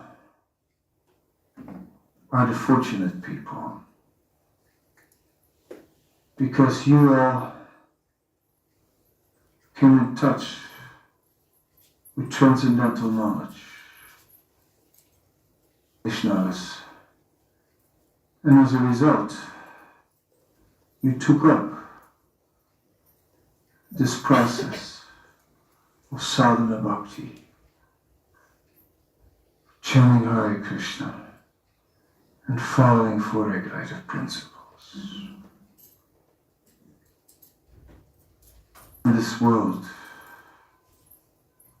who in this world is prepared to live like that? But by Srila Prabhupada's and his followers' inspiration, we were ready. You were ready. You became the heroes. You are walking a heroic path, most glorious. Everything is blessed on the way. Nothing could be better. What a wonderful life have you been given.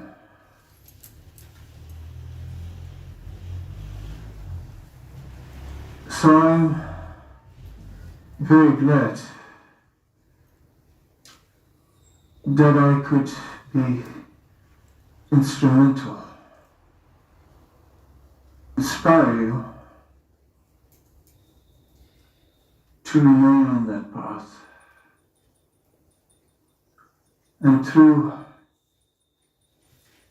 my written, recorded words, recorded kirtan, and all else that remains behind, through the memories in your heart, I will continue to inspire you to stay on this path, through thick and thin.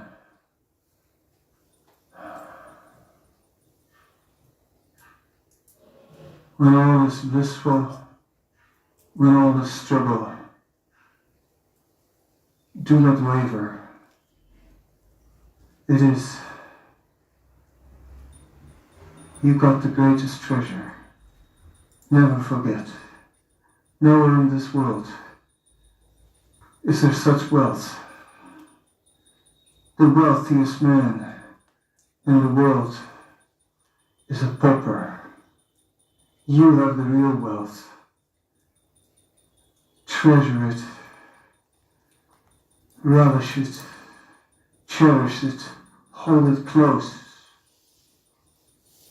Hold it close. Don't become slack, neglectful. Hold it close. Chant every day.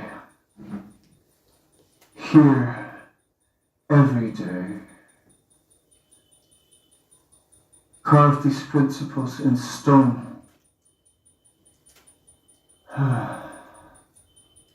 Let them be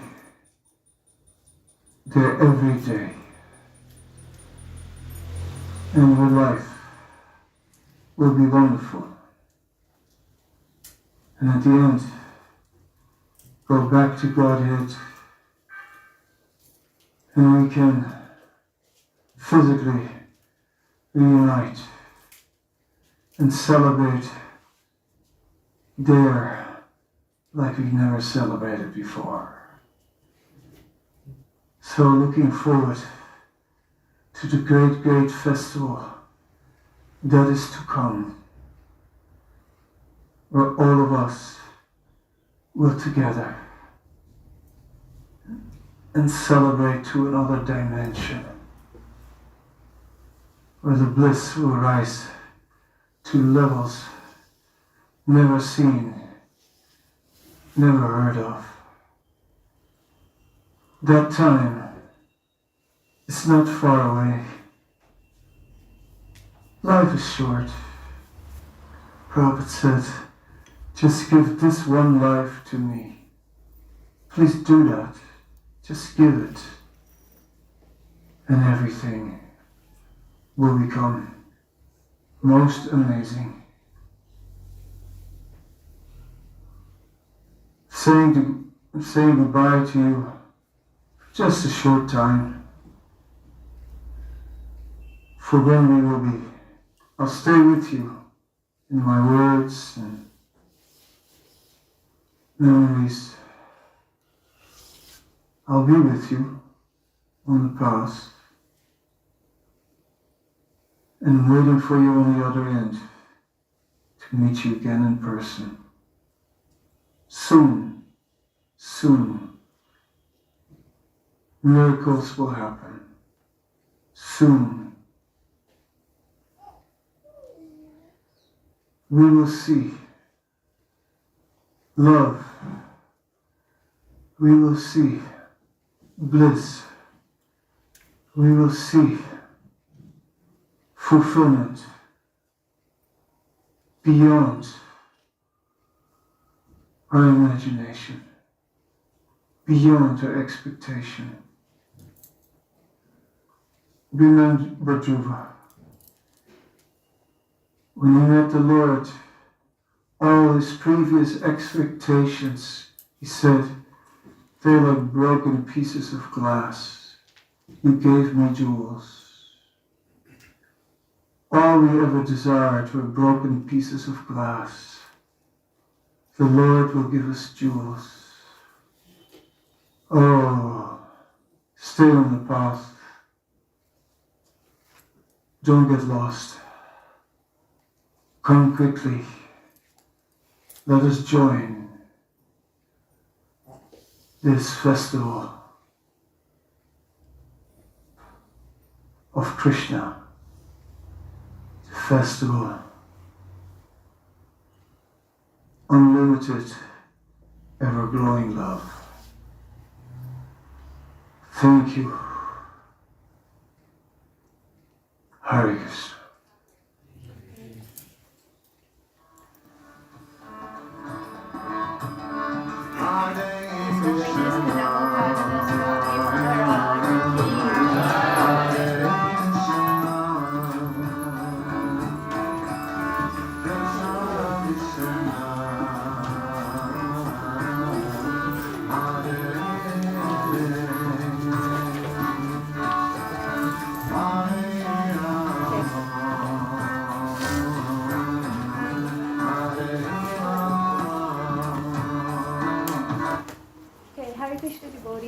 So we will now do a Pushpanjali and a Guru Puja ceremony. So if the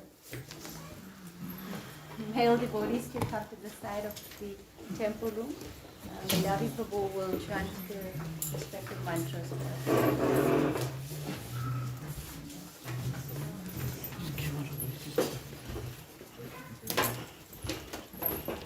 Jai Krishna.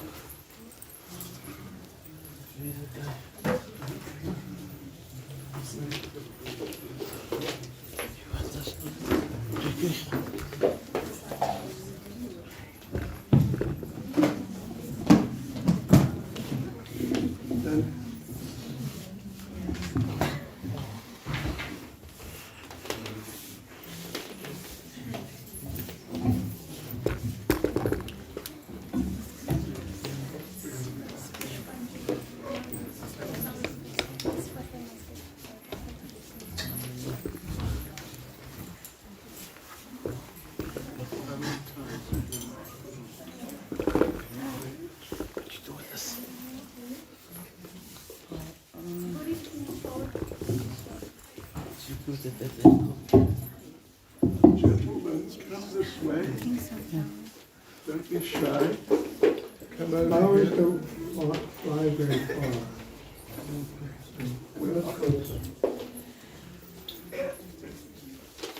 And ladies, this is really good photos.